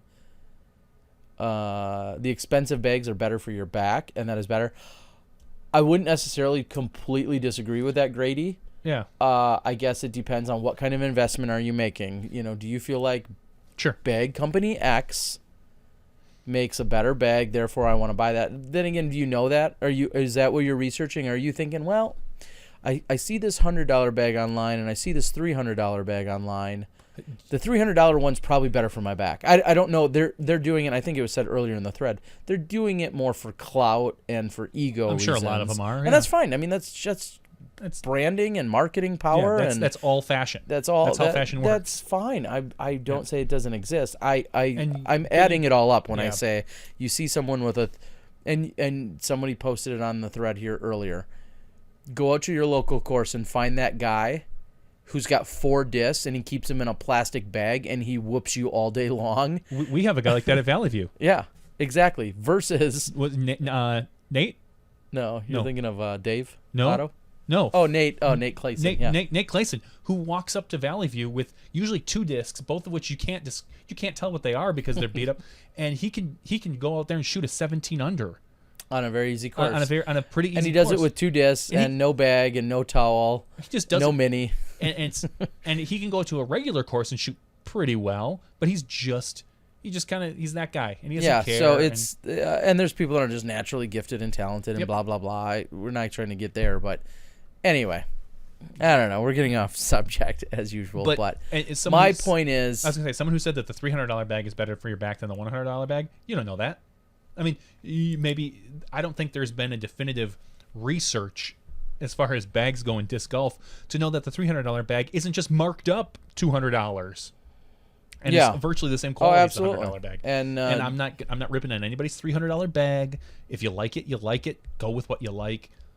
But if that's what it takes, and maybe for you particularly, because Terry's going to have a different feel for a bag than I am, because you're like 5'2".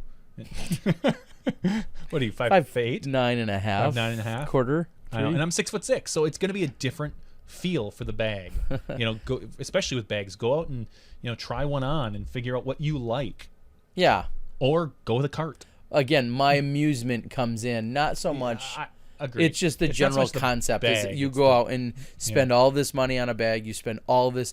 It would be like the guy who shows up to the bowling alley He brings 3 balls. He's got 2 different sets of shoes. He's got every attachment or every accessory, all these different things, and he goes out and bowls an 86 every night.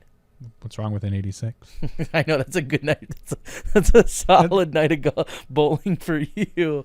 But I usually break 100. Anyway, point is, And I'm not saying you shouldn't strive to improve and blah, Always. blah, blah. And, again, that's part of your, maybe as it was said, maybe that's part of your confidence. But the people that feel like because I do these things, that's what's going to make me better. No, playing better golf, practicing, Yep. going into a field, putting in some, blood, sweat, and tears, doing the right things is going to make you a better golfer, not buying fancy equipment.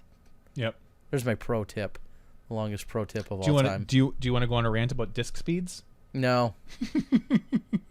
But I'll tell you this. Here's what I'm going to tell you about disc speeds. Hey, guess what? This Metal Mini, speed 19. Yeah. If I were to create a disc golf company tomorrow, another one, the one that made discs, I guarantee you Yeah. it would be the fastest disc on the market. Even if it didn't fly like it, I guarantee you I would tell you it did. The numbers, until there is a genuinely unbiased, scientific method of testing these discs, these numbers, I don't want to say mean nothing. They mean something. Yeah. But manufacturer to manufacturer, even within some of their own manufacturers, they mean And this not is very much. This is what I want someone to work on who is, as like a college project. I think I've said this before. I want to see somebody build a legitimate disc golf throwing machine that you can load a disc into out in a field and throw it. Have whatever it is whip around at a specific angle, throw a disc, and see how far it goes. Get some genuinely unbiased, Completely unbiased and exactly identical throws. Correct. Take 20 throws, average, mean, median, whatever you do. I don't know. I'm not some I'm numbers. a statistician. Put numbers together. Put numbers together and get that. I think that would be kind of interesting. Not having Simon go out there and throw a disc and goes speed 52 when I throw it, and then you and I go out and throw it like throws like a speed 7 to me. Yeah. Yeah. There's a big difference. And when manufacturers put these speeds on, it's all marketing. Sure, Exactly. some discs might be faster than others, but how much faster? Really What's the difference really one between speed, a 7 and an 8? Yeah. 11 and a 12. And what I find awfully convenient is whenever a new disc comes out, it almost always happens to have anywhere from 1 to 4 numbers on it that doesn't already exist on their chart. That's pretty It's the convenient. perfect spot. Oh, we have a bunch of discs in this spot, and there's a little hole, and this new disc we came out with perfectly fit into that hole. Yeah. So I need a disc throwing robot. So some engineers in college, Yep, get to whether it. you're an MSOE, which is a Milwaukee School of Engineering, or some other big MIT, Stanford kind of people, get out there and create a disc. It can't be that tough.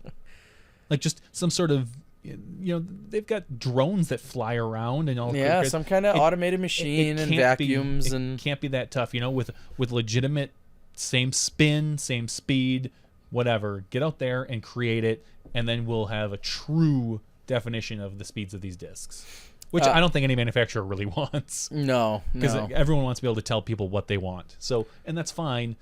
Just know that you're buying 50% marketing, 50% guess. Norman talks about the discharger that he uses. Oh God, you've seen that on Facebook, haven't you? Yeah, they're all over. Well, Really? what do you like the circle? Yes, on the picnic bench. Yeah. I've seen them all over. Oh really? like I've the never country. seen one in person. Oh, seriously? Yeah. Oh yeah, I see them all over the place. I don't think I've ever All seen the one time. in person. Yeah, the idiots Yeah. trace a disc and say this is your discharger. It makes me chuckle now, as much as I hate vandalism. Yeah. It of course makes me chuckle a little bit, but yeah, you're an idiot. Yeah.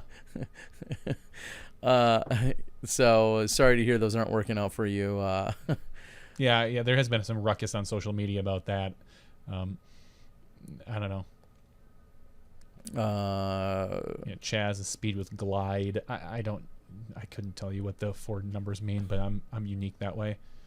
Yes, it definitely is. Because the minute it hits graffiti. a tree, every one of those numbers changes. Yeah, no, I know, because the one OB stroke I took on the afternoon round when I was playing well, Yeah. I had thrown a Pro Wraith and smashed a cement light post of sorts, some kind of post Yeah. in the first round. And second round when I went to throw it, as it's kind of my go-to driver, completely turned over into a row that should never come into a play for a professional.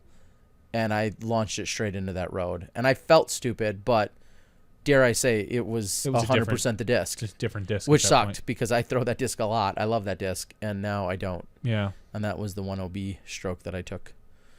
They're all over in Oak Creek. Yeah, that's unfortunate down at Abendschein. It must be some sort of weird. I don't think it's regional in any way. I think they're I'm everywhere. just like some sort of weird trend that somewhere. Well, people think it's funny, and again, I but chuckle for 1 someone second. came out with it, and now it's going everywhere. Like I don't understand. Like I don't think it's any different than the idiots that put beer caps in the ground and call it. I know. I just don't Think get that's cool.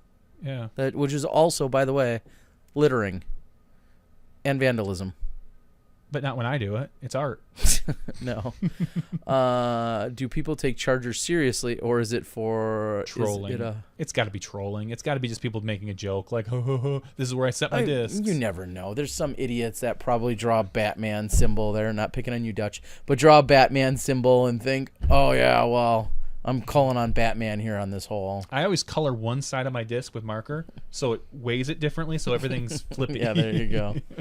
Yeah, unfortunately, it's they're everywhere. It's Clayton Hines says it's viral. I'm sure it's on Reddit or something, and someone saw it, and it's been just spread everywhere, which is unfortunate. Which is equally as dumb as somebody writing, their ace on a basket.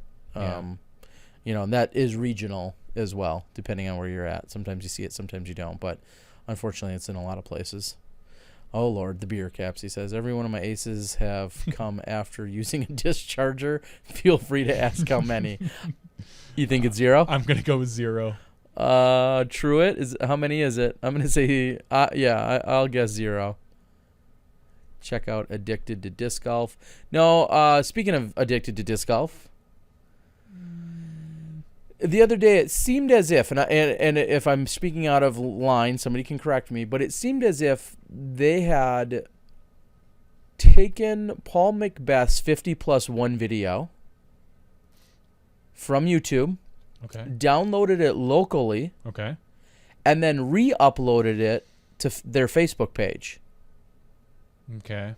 Which in that process, and again, they may not have done it. I think they did, but in that process, whoever did it, it created some frame drops, and it's not as crisp and clear. So when it was posted on Addicted to Disc Golf, there was some. It looked choppy, for lack of a better term. There was a few frame drops, and it looked a little choppy, which immediately got the droves of people out there saying, "Oh, well, it's clear this was edited. He didn't make all these in a row. This is clearly edited," which we all know it wasn't. Well, not all of us clearly, because there's a bunch that argued. That wasn't even it. What got me worked up was the process or the way that it went about it, which was someone taking someone else's YouTube video, taking it off their page, off their YouTube page, saving it locally, and then re-uploading it to their page or to Facebook. Yeah. I mean, for all other terms, it's piracy and or stealing. Yeah. I don't know the advantage of why you'd want to do that. To get views to your page. You could get those views to your page by linking it. I know, but if it's on your page, people are sitting there and watching on your page, interacting on your page, chatting on your page. I know, but with Facebook, you basically embed it. Like you click, and people don't leave your page. Now they could, but does Facebook offer incentives as an advertising versus I don't know. I think it's just a matter of getting people to your page. Because then you could do that by linking. I know, and they should do that, but that's not what they did. I know. So I had kind of made mention of that on there, and again, I'm not sure if they did it. I asked, I guess indirectly, when I made a comment on that page, as to if they did it, and they weren't really clear, but I guess my little PSA for the day would be, don't do that. Yeah. I don't care what it is. I don't care if it's Paige Pierce making an 8-foot putt, or if it's your mom making a 5,000-foot ace. If somebody else posts it on YouTube, don't grab it off someone's YouTube page and then post it to your own page, which gives the impression as if it was your original content. That's just poor form. I've never even heard of this addicted to disc golf thing. This was brought to my attention, and I guess that speaks to my point. You said, why would they do that? Well, had they not done this, I wouldn't have been ever brought to their page. Well, someone brought it to your attention that they... Came up somewhere in my feed or whatever. Sure. I think maybe they had tagged Paul. Yeah. Correct, Turbo Pot. You're clarifying here, unless you ask for permission. Yes, of course, unless you ask and receive permission. If you steal someone else's stuff, you're not really stealing it if you've gotten permission from them. I'm totally fine with that. I'm totally fine. Of course, anytime you have permission, then you have permission. But if you don't have permission, don't ever take someone else's stuff and give the implication or the assumption that as if it's your original content. It's just poor form. Just, how do they say? It's just a dick move, I think, is something that you could say. I mean, like, this particular picture which I saw today, McCabe, I think, had posted, and they clearly just took the picture and put it on their page rather than linking to his. Yeah, not a fan of that. mean, like, share that stuff. The polite thing to do would be to share it or to link to it. But to grab something and then repost it as if it's your own, not a fan. I didn't mean for this to turn into, we'll say calling them out, but now I'm curious to know if there's other content that's not. And if you're an aggregator, you're one of those pages that's like, I'm going to be the central hub for everything that's cool about disc golf. Like, and you're pulling in things and you're linking to articles and you're kind of reposting. I'm all about that. I think that's great. But don't take stuff and post it and give the impression that it's your original content. I got to read some of the posts. Go over here for a sec. I want to read some of these posts now that I got worked up again. Pirate. Whose mom made a 5,000 foot ace? Mine. My viral video is me missing 10 50-foot putts in a row. My IG page. What's IG? Why am I missing that? Page is Instagram. Oh. It's Huck Plastic first. You disc. Get with it, old man. I know. Copied my post, then removed it, then addicted to disc golf. Copied their plagiarism of my post. Spending their time making disc golf videos to mock. Spending their time making disc. Don't steal somebody else's hard work. Yeah, we've gone down. I know, before, but this is the latest and not so greatest. And again, I'm not picking on them if they're being legit. I don't know what they are or aren't being legit about, but I know what originally rubbed me wrong. And Steven Winslow, I know it is a pretty big problem because Facebook is obviously it's a big Silicon Valley thing. But I'm not saying it's not a problem. I'm just saying I personally don't see the point in why you wouldn't just link it as opposed to just. Because they want it. I think they want to also give the impression it's their original. No, I agree. I think people can't think that that's original, especially when like Macbeth is in it. It's not like.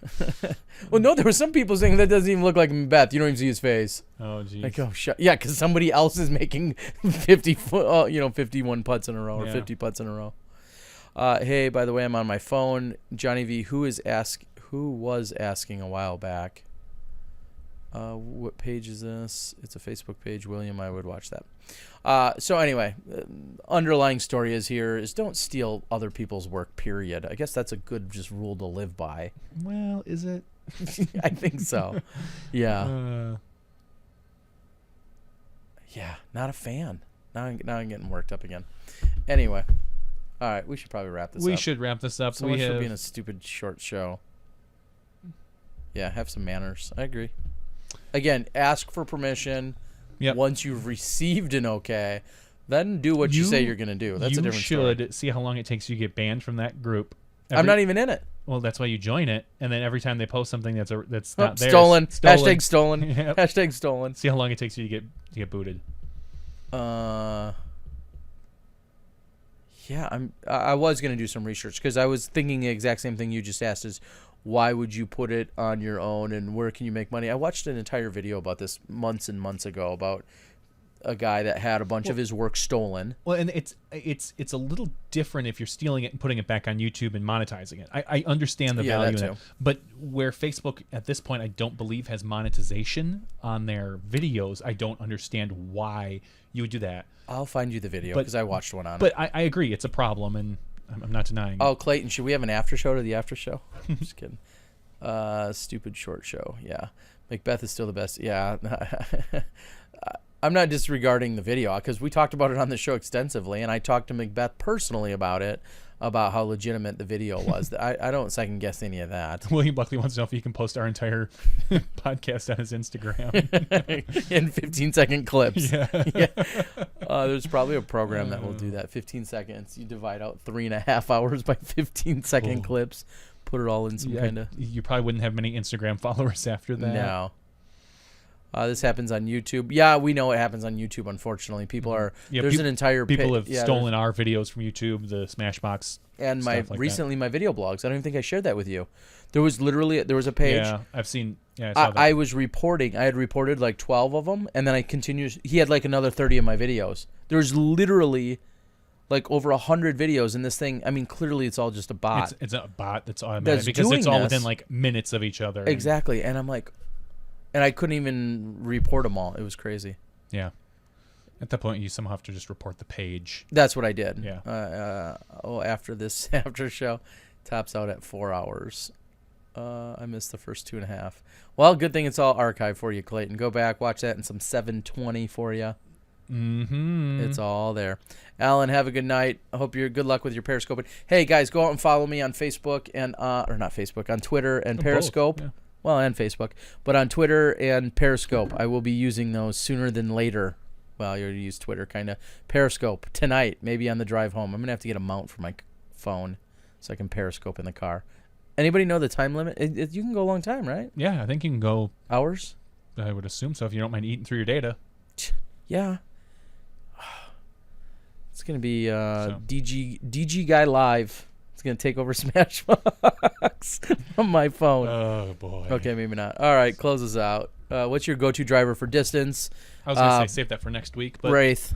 Still a Wraith. I'm old school. Destroyer. Nothing faster than a Wraith for me. Yep. Speed 11 till I come out with my Speed 28 disc. Boom. Yeah, that's my go-to. I don't throw anything faster because I can't, because I'm not good. All right, thanks everybody for joining us in the after show. For Terry Miller, the disc golf guy, On Periscope. and Johnny V.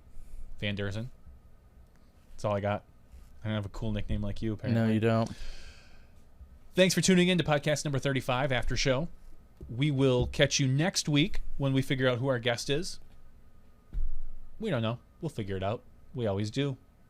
So we'll see you next week when you step inside the Smashbox. Meerkat, don't know. Bye.